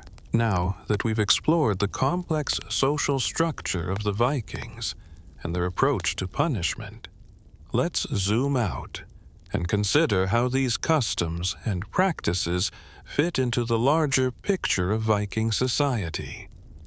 The idea that bad singing could lead to exclusion is fascinating on its own, but it's also deeply reflective of the values and priorities that defined the Viking way of life. To understand the true depth of Viking social discipline, we must look at their belief systems, their approach to survival, and how their entire culture revolved around strength, not just in battle, but in every facet of life, including their cultural rituals. Viking society was fiercely competitive, yet it was also built on shared responsibility. The Vikings understood the importance of individual contribution to the group. From a young age, every Viking knew that their actions had consequences. Whether it was in the mead hall, on a raid, or in the fields, every Viking was expected to pull their weight.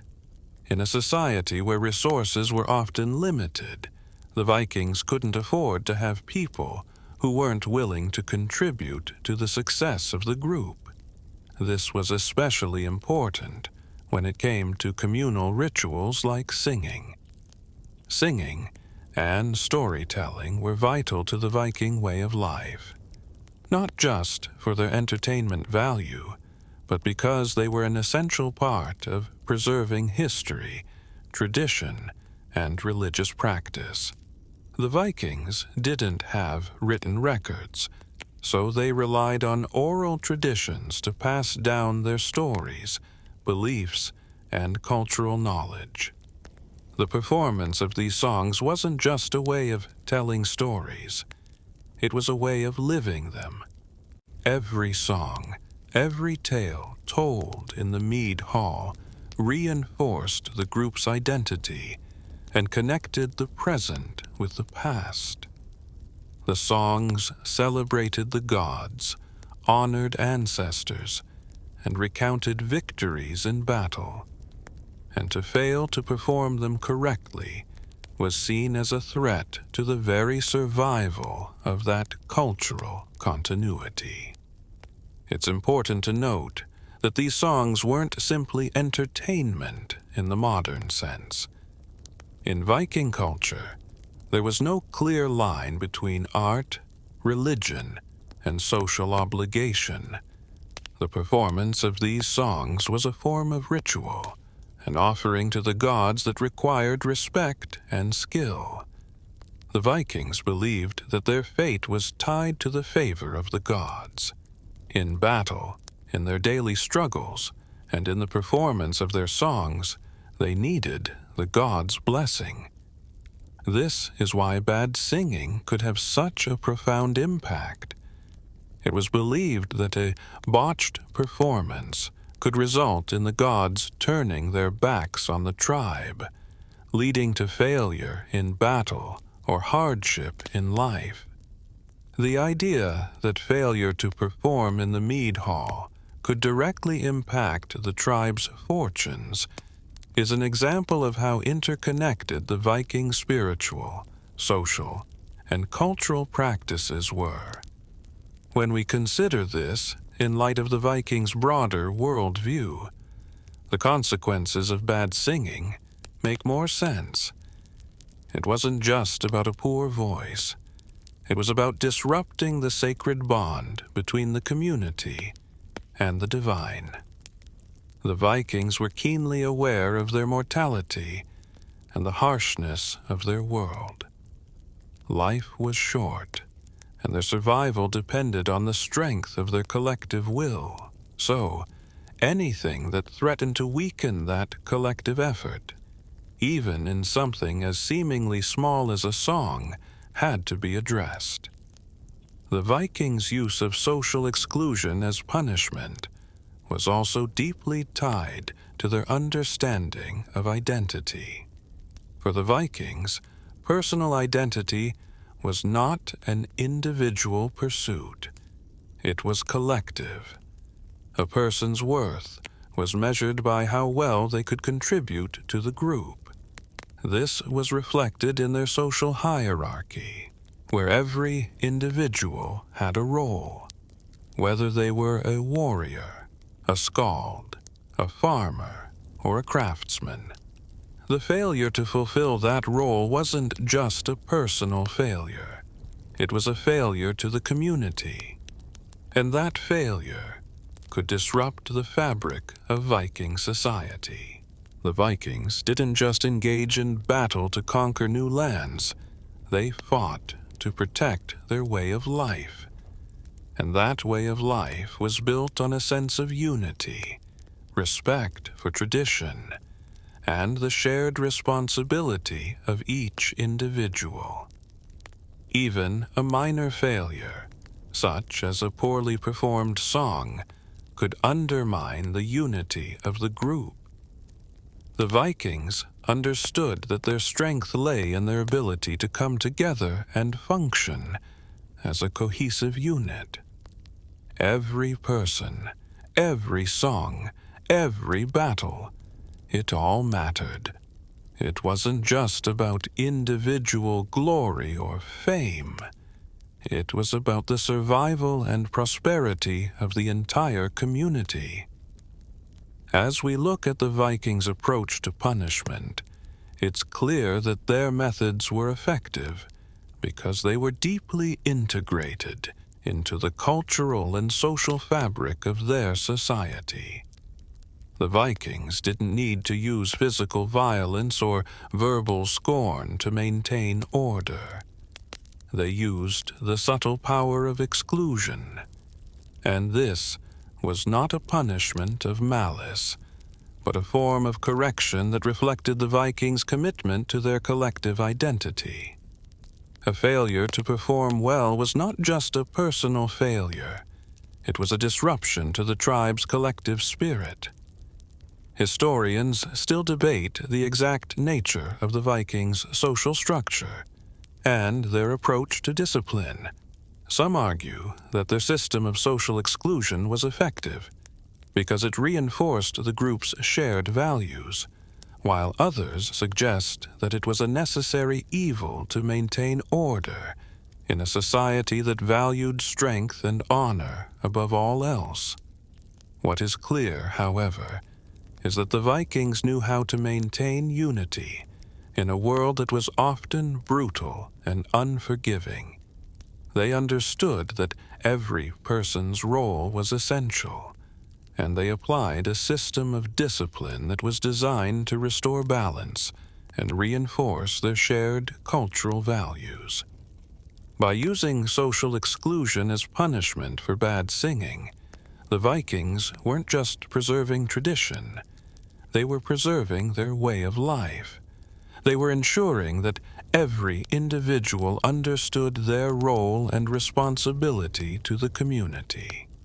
In a society that valued honor above all else, failure to live up to those expectations was seen as a threat not just to the individual, but to the very survival of the group. And so, the Vikings used their unique brand of discipline to remind each person of their importance to the tribe. The Vikings' approach to punishment and social order offers valuable lessons for us today. It shows us the power of community and how much we depend on each other to maintain harmony and balance. It reminds us that every person's contribution matters, and that our actions can have a profound impact on the collective well-being. And perhaps most importantly, it teaches us that even in the most subtle of punishments, there can be great power. Social exclusion may not leave visible scars, but its emotional and psychological effects can be lasting. For the Vikings, this was a method of correction, a way to remind their people of their place in the community, and a way to preserve the strength of their society for generations to come.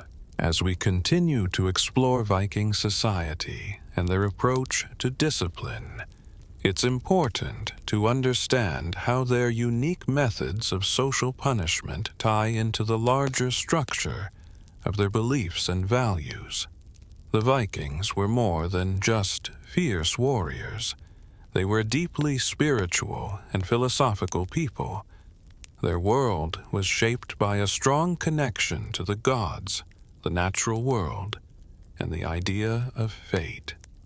In Viking society, the gods were always watching, and the concept of weird, a kind of fate or destiny, was central to their worldview. For the Vikings, life was not just about the individual's choices, but about how those choices affected the group and whether they aligned with the gods' will. The role of fate in Viking life was crucial in understanding why social exclusion, rather than physical punishment, was often used. In a culture that believed in fate, there was an understanding that one's actions were part of a larger cosmic plan. This belief wasn't just a passive acceptance of what happened to them. It was an active philosophy that shaped the way the Vikings lived their lives. Whether on the battlefield or in the mead hall, they believed that the gods had a hand in every success and failure. When someone failed to perform, like singing poorly, it wasn't just a personal mistake. It was a sign that something was out of balance. The social exclusion of the offender, then, could be seen as a way to restore that balance, allowing the individual to reflect on their actions and realign themselves with the will of the gods. This idea of balance, of maintaining harmony in both the spiritual and social realms, was critical to Viking life. When someone disrupted that balance, whether through a poor performance or a more serious infraction, the community would step in to correct the course. However, rather than resorting to violence or harsh punishment, the Vikings used social exclusion as a tool of self-reflection and communal realignment. This wasn't about shaming the person in front of others. It was about using the weight of silence and exclusion to make them understand the severity of their actions and their role in the community. But how did this connect to the Vikings' broader spiritual and social practices? To understand this, we need to look at the role of honor, another deeply important concept in Viking culture. Honor wasn't just about personal integrity. It was about how one's actions reflected on the community. Honor was earned through contribution, loyalty, and respect for the gods and the tribe. A failure in any of these areas wasn't just a personal failure. It was a failure to uphold the group's values. For the Vikings, honor was the cornerstone of their identity. It governed everything from interpersonal relationships to battles and alliances. A person's reputation, whether they were a warrior or a skald, was directly tied to their contribution to the group. The same principle applied to singing. If you failed to perform well, it was seen as a failure to live up to the cultural and spiritual standards that the tribe held dear. It's also important to note that the Vikings had a profound sense of pride in their cultural identity. The mead hall, as we've seen, was where stories and traditions were passed down, and each performance, whether it was in song, story, or even the act of participating in the ritual, reinforced that identity.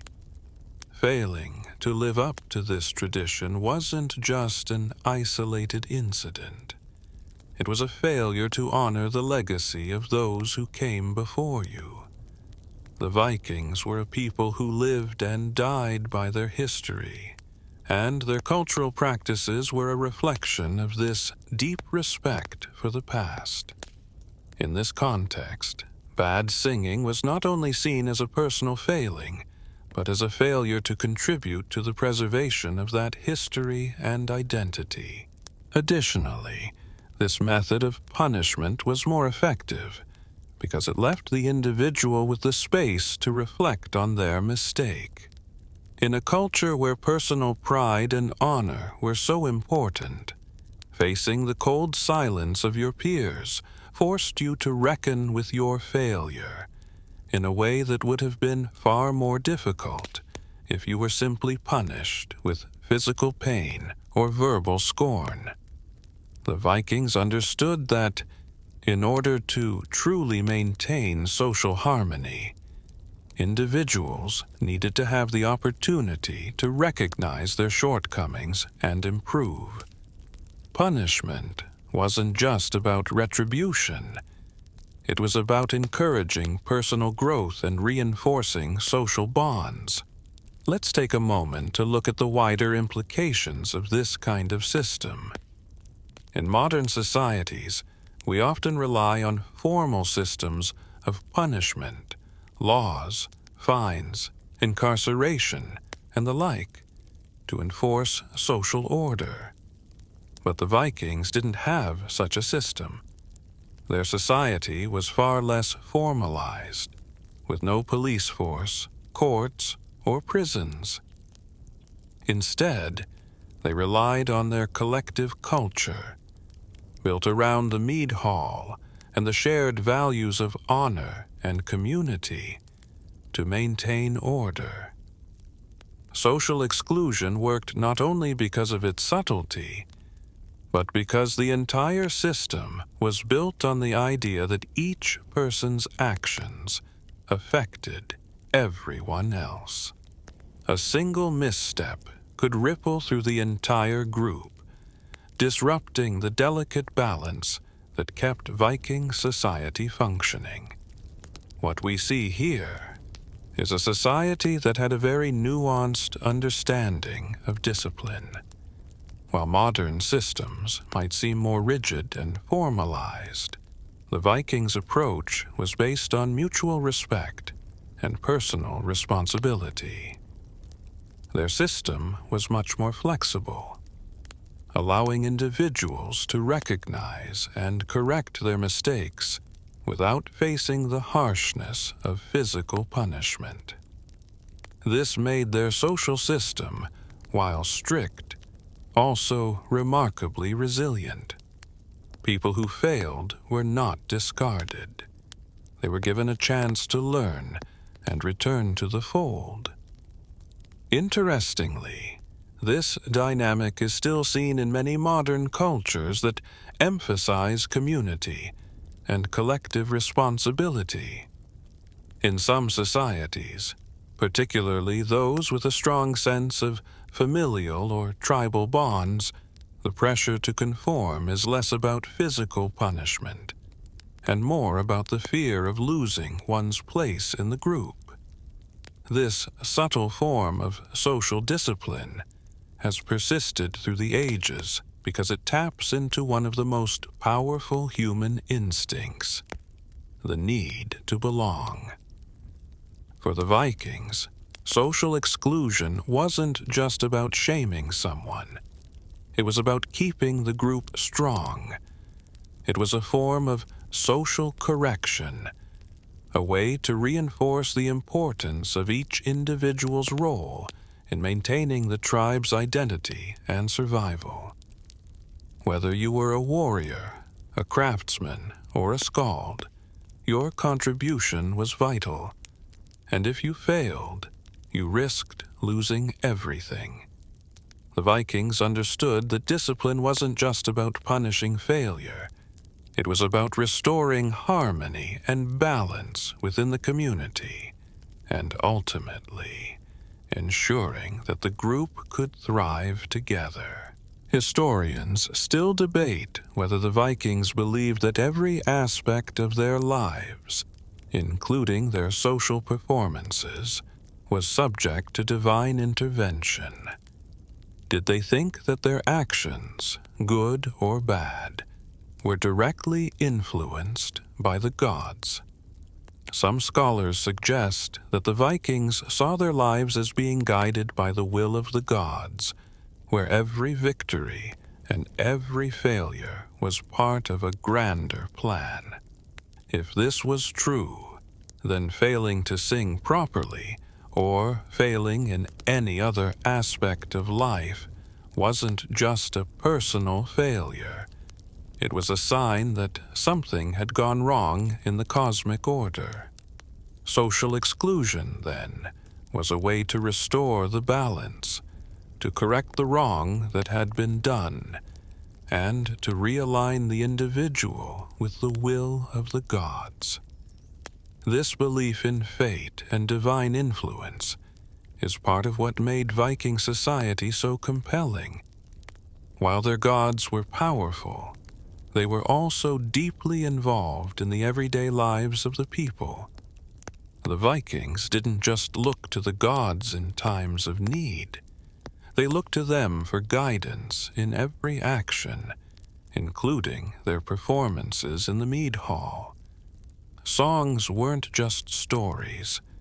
They were prayers. They were a way of honoring the gods, of ensuring that the gods' favor would be with them in battle and in life. Failing to perform those songs properly wasn't just disrespecting tradition. It was disrespecting the gods themselves. In a way, the Vikings' use of social exclusion as punishment for bad singing reflects their broader understanding of fate and divine will. They believed that everything, from personal actions to communal rituals, was tied to their spiritual connection with the gods. A mistake in one area was seen as a mistake in all areas, and social exclusion wasn't just a way of correcting that mistake. It was a way of restoring balance to the cosmic order. By reminding the offender of their place in the tribe and the consequences of their actions, the Vikings were reinforcing the importance of their shared values and cultural practices. It wasn't a harsh punishment. It was a way of ensuring that the individual understood the gravity of their mistake and had the opportunity to restore their place in the community. Ultimately, the Vikings' approach to social discipline shows us just how intertwined their social, spiritual, and cultural values were. Every action, no matter how small, had an impact on the group. The Vikings' system of punishment, particularly their use of social exclusion, was a reflection of their belief that the strength of the community was more important than the individual. In a society where every person's contribution mattered, failure to meet the group's expectations had consequences far beyond personal embarrassment. It was about maintaining the integrity of the tribe and ensuring that every member was aligned with the shared values that held their world together.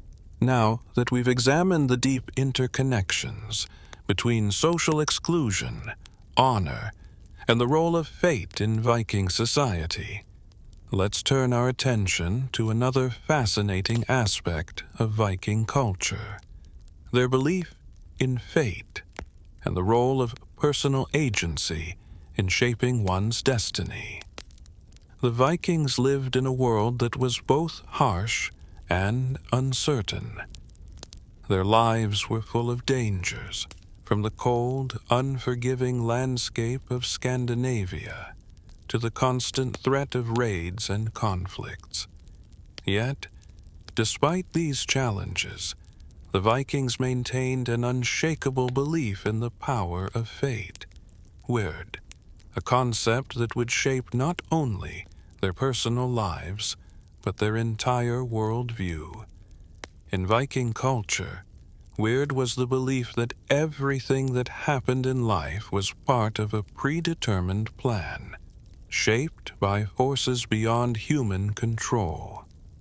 It was a complex mix of destiny and free will, where a person's fate was largely decided by the gods, but there was still room for individual actions to influence their destiny.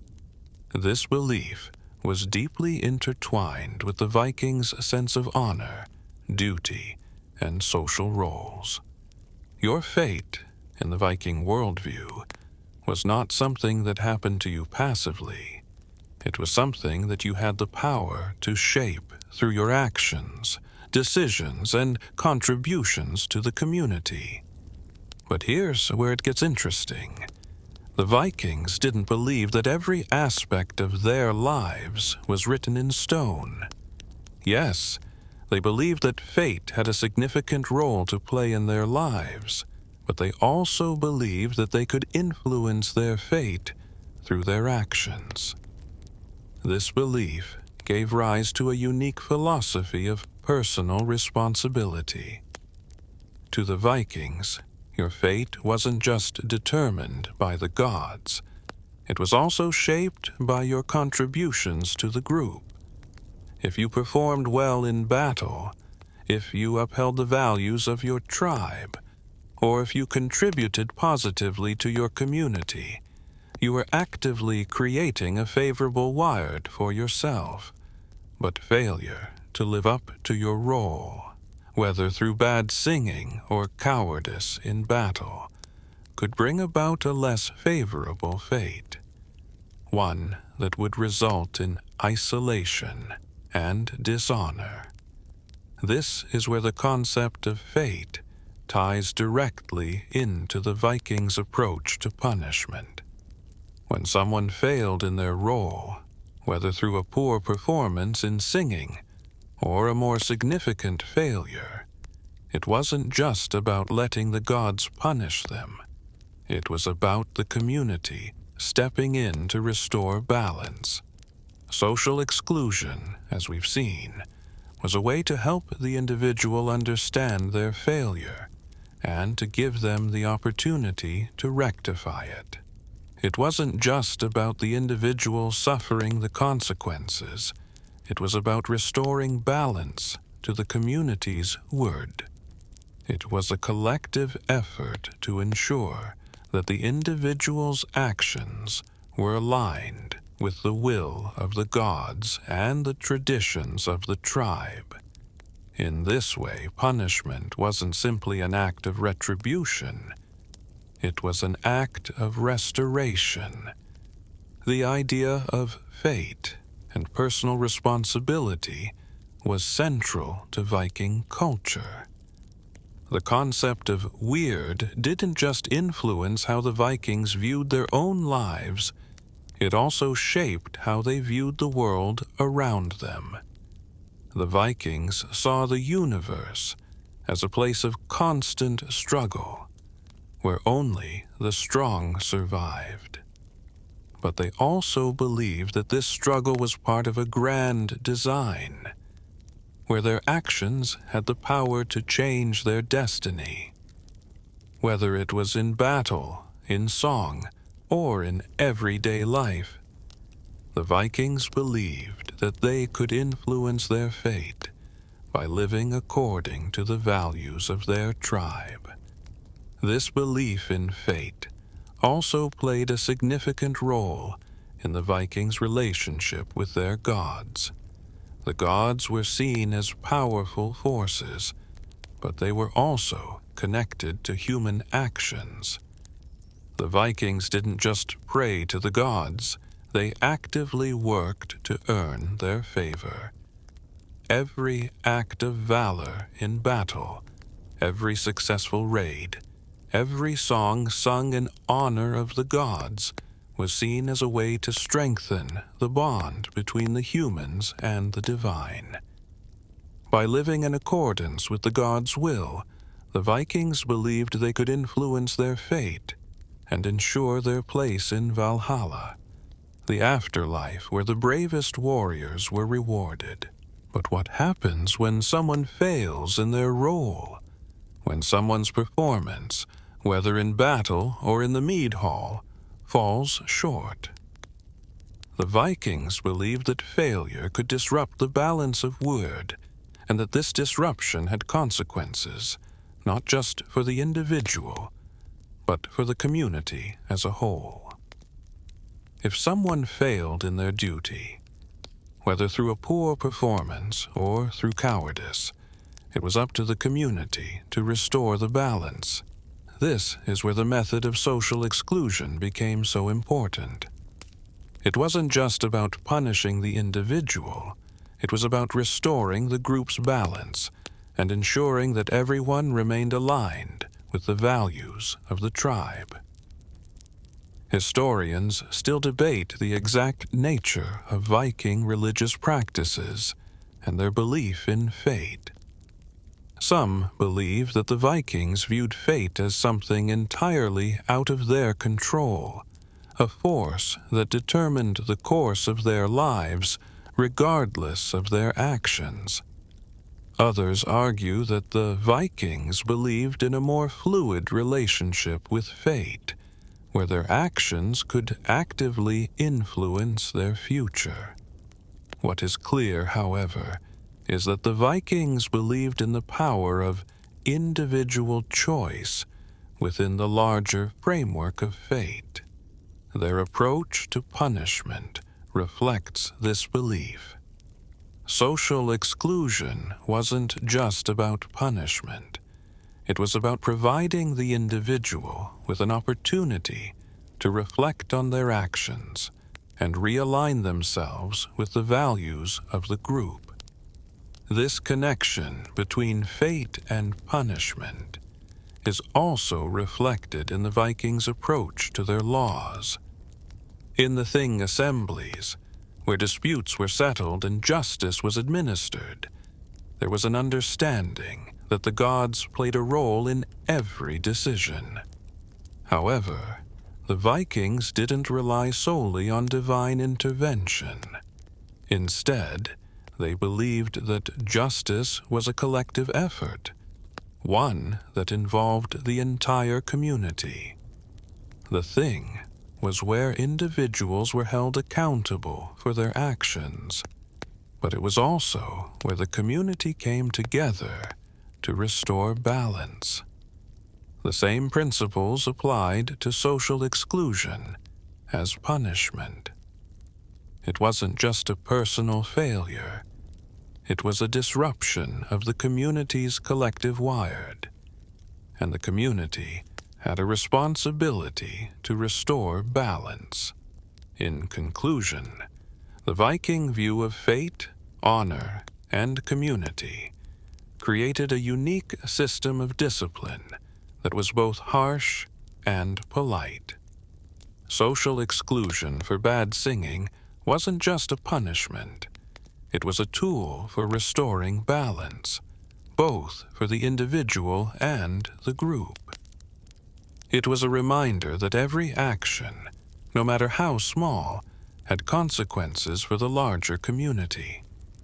The Vikings understood that their strength lay not just in their warriors, but in their shared commitment to their values and their collective fate. Every individual's actions mattered, and failure to live up to those expectations was a failure of the group. In this sense, the Vikings' method of social exclusion was a reflection of their deep belief in the interconnectedness of all things, the gods, the community, and the individual. As we move forward in our exploration of Viking society, it's essential to acknowledge the continued reverence for their deeply embedded social and spiritual values, especially when it came to the delicate balance of fate, honor, and discipline. The concept of weird, the force that governs destiny, was central to their worldview, yet it was intertwined with the idea that each individual could influence their fate by living honorably and contributing to the community. Understanding this complex relationship helps us appreciate why the Vikings valued every role in society, whether it was a warrior's strength, a farmer's work ethic, or a skald's ability to preserve history. The Vikings didn't view life as a series of random events, but as a journey shaped by both fate and personal actions. Their belief in fate didn't negate personal responsibility. It encouraged it.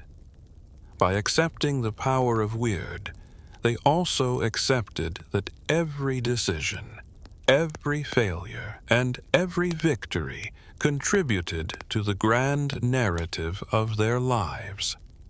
This acceptance of fate didn't lead to passivity. It fostered an active approach to life. The Vikings believed that by living according to the tribe's values, honor, loyalty, strength, and community, they could steer their destiny toward glory and respect. This is why the punishment for bad singing wasn't just about a personal mistake. It was about how the failure affected the tribe as a whole. The Vikings believed that every individual had a responsibility to uphold the collective spirit of the tribe. By failing to contribute properly, whether through poor singing or failure in battle. One threatened the unity of the group. It's also why the subtle punishment of exclusion was so effective.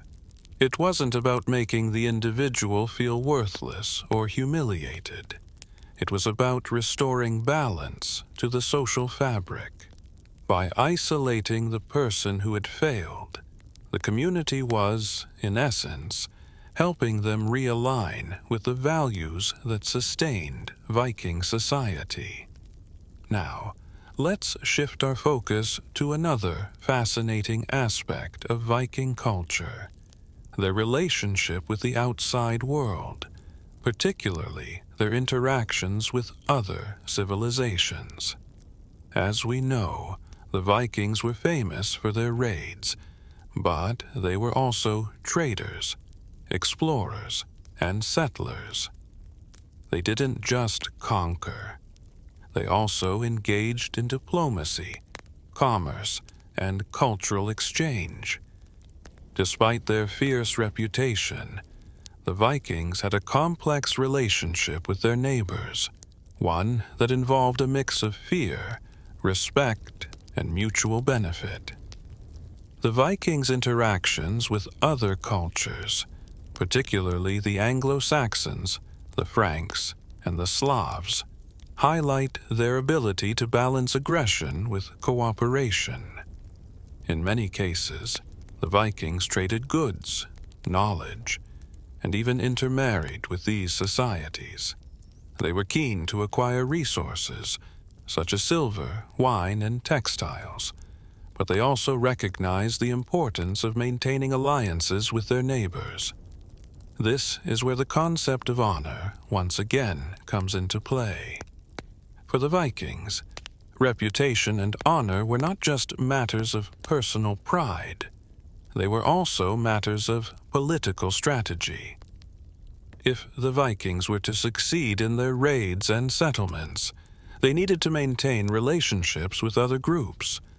Honor wasn't just about personal integrity. It was about how the Viking tribes were viewed by the outside world. Interestingly, the Vikings' relationship with the Anglo-Saxons provides a good example of how the Vikings navigated the tension between aggression and diplomacy. For centuries, the Anglo-Saxons viewed the Vikings as fierce invaders, but over time, the Vikings began to integrate into Anglo-Saxon society, adopting many of their customs, laws, and even Christianity. This cultural exchange was not without its challenges, but it was indicative of how the Vikings could adapt and thrive in new environments. They were not just conquerors, they were also assimilators, learning from their neighbors and incorporating new ideas and practices into their own culture. This adaptability was critical to the Vikings' long-term success.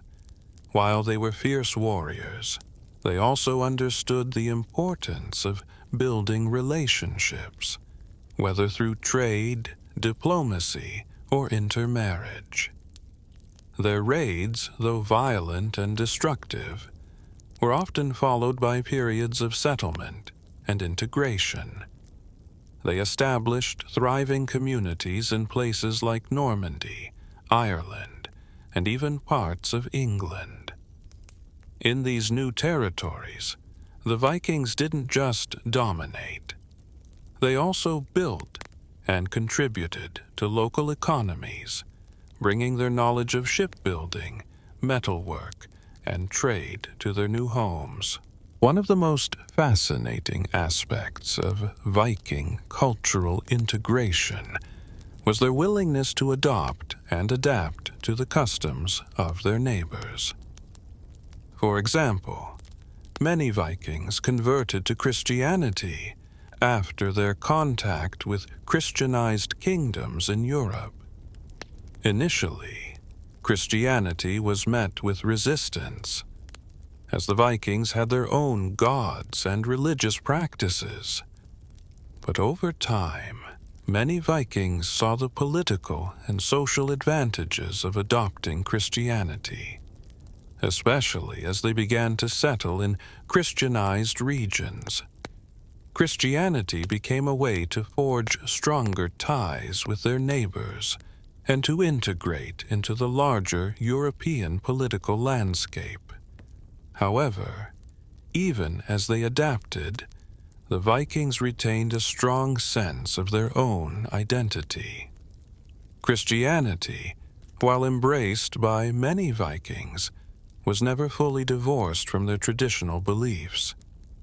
Even in Christianized Viking societies, Old Norse traditions continued to influence daily life, particularly in matters of honor, social structure, and justice.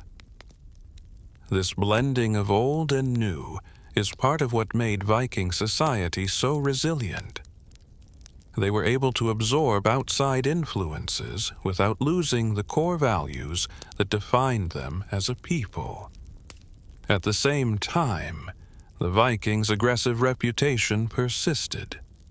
The very nature of Viking raids, fast, violent, and devastating, meant that the fear of Viking attack remained a constant throughout medieval Europe.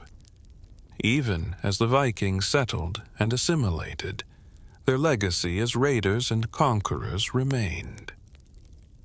This duality, being both feared invaders and respected settlers, was a key part of the Viking identity. It reflects the complexity of Viking society, where aggression and cooperation coexisted, where respect for the group and for the gods was paramount, but where the need for personal glory and honor was ever present.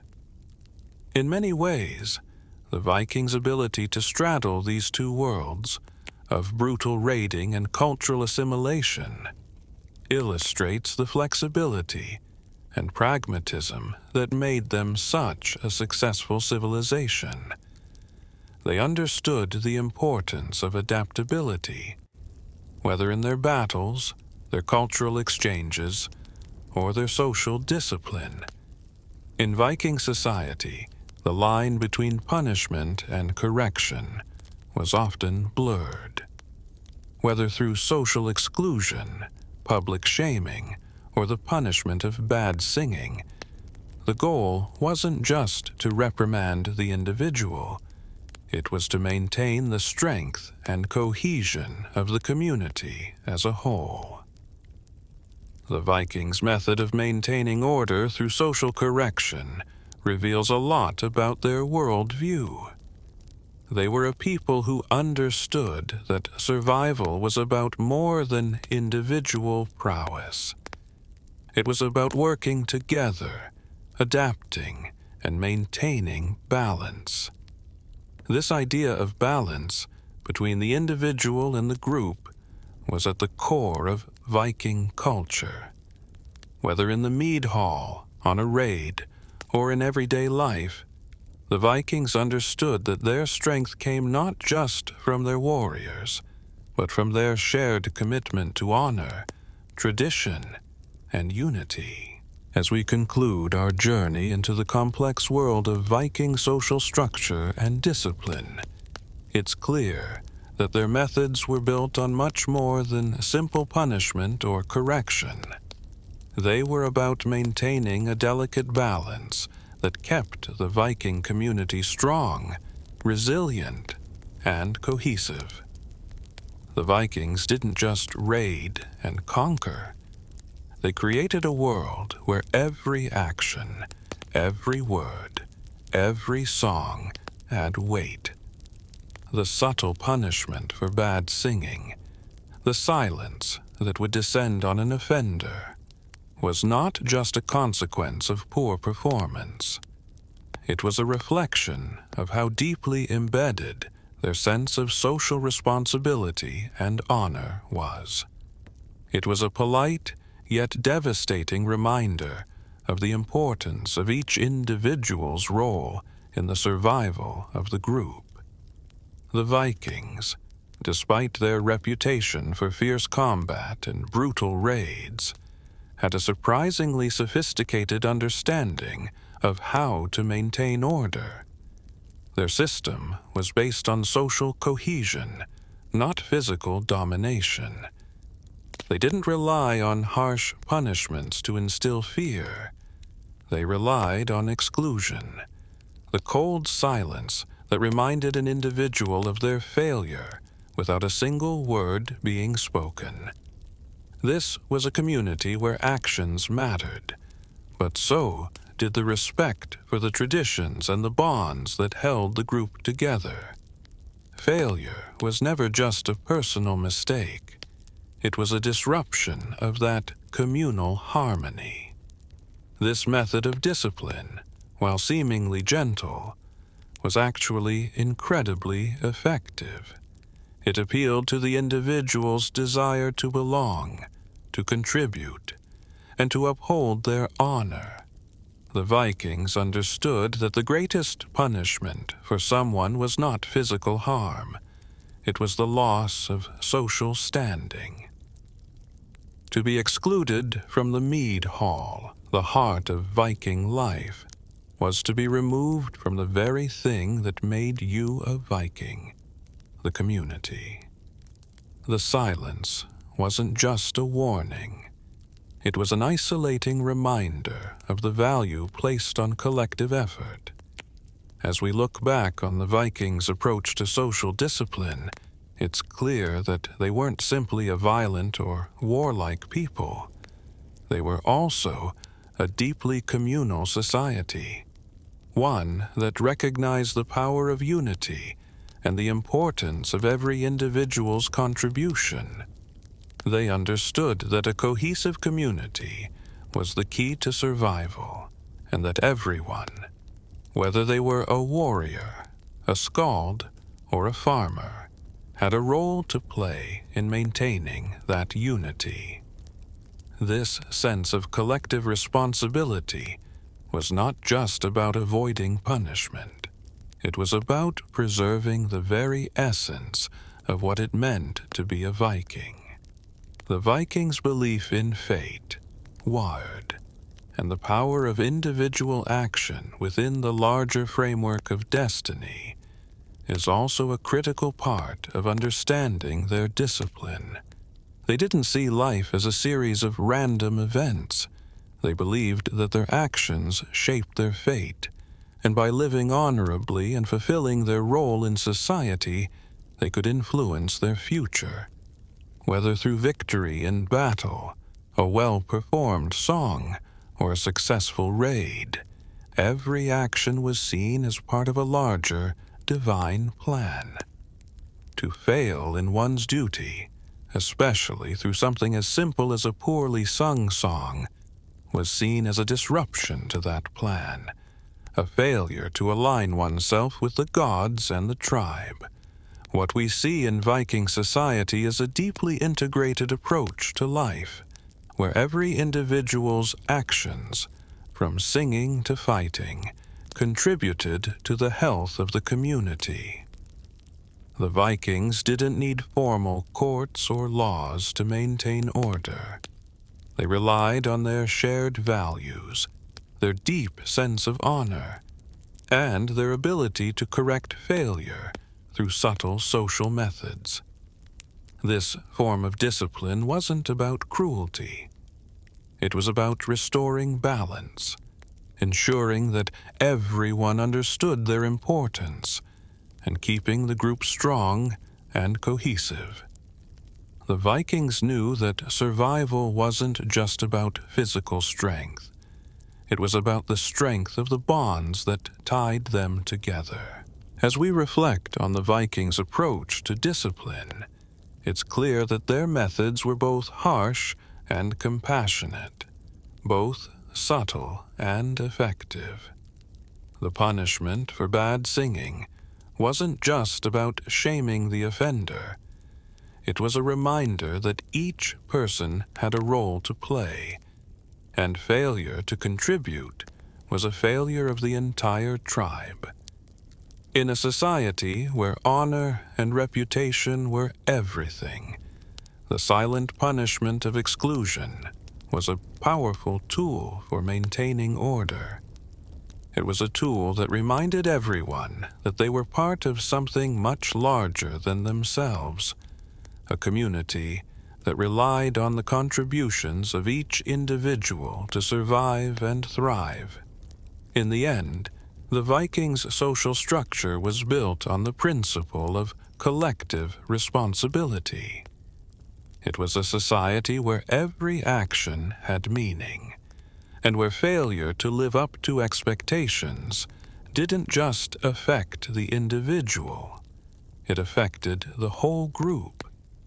The Vikings understood that social order could only be maintained if everyone understood their place within the community. And when someone failed to contribute properly, it wasn't about punishment for punishment's sake. It was about restoring balance and ensuring that the community remained intact. So, as we close this chapter on Viking discipline and punishment, we can appreciate how their unique system of social correction helped sustain a culture that valued unity, honor, and mutual respect. The Vikings may have been fierce warriors, but they were also a people who understood the power of community and the importance of every individual's contribution. Their legacy, built on these shared values, continues to captivate us today, reminding us of the strength that comes from belonging and the power of collective effort.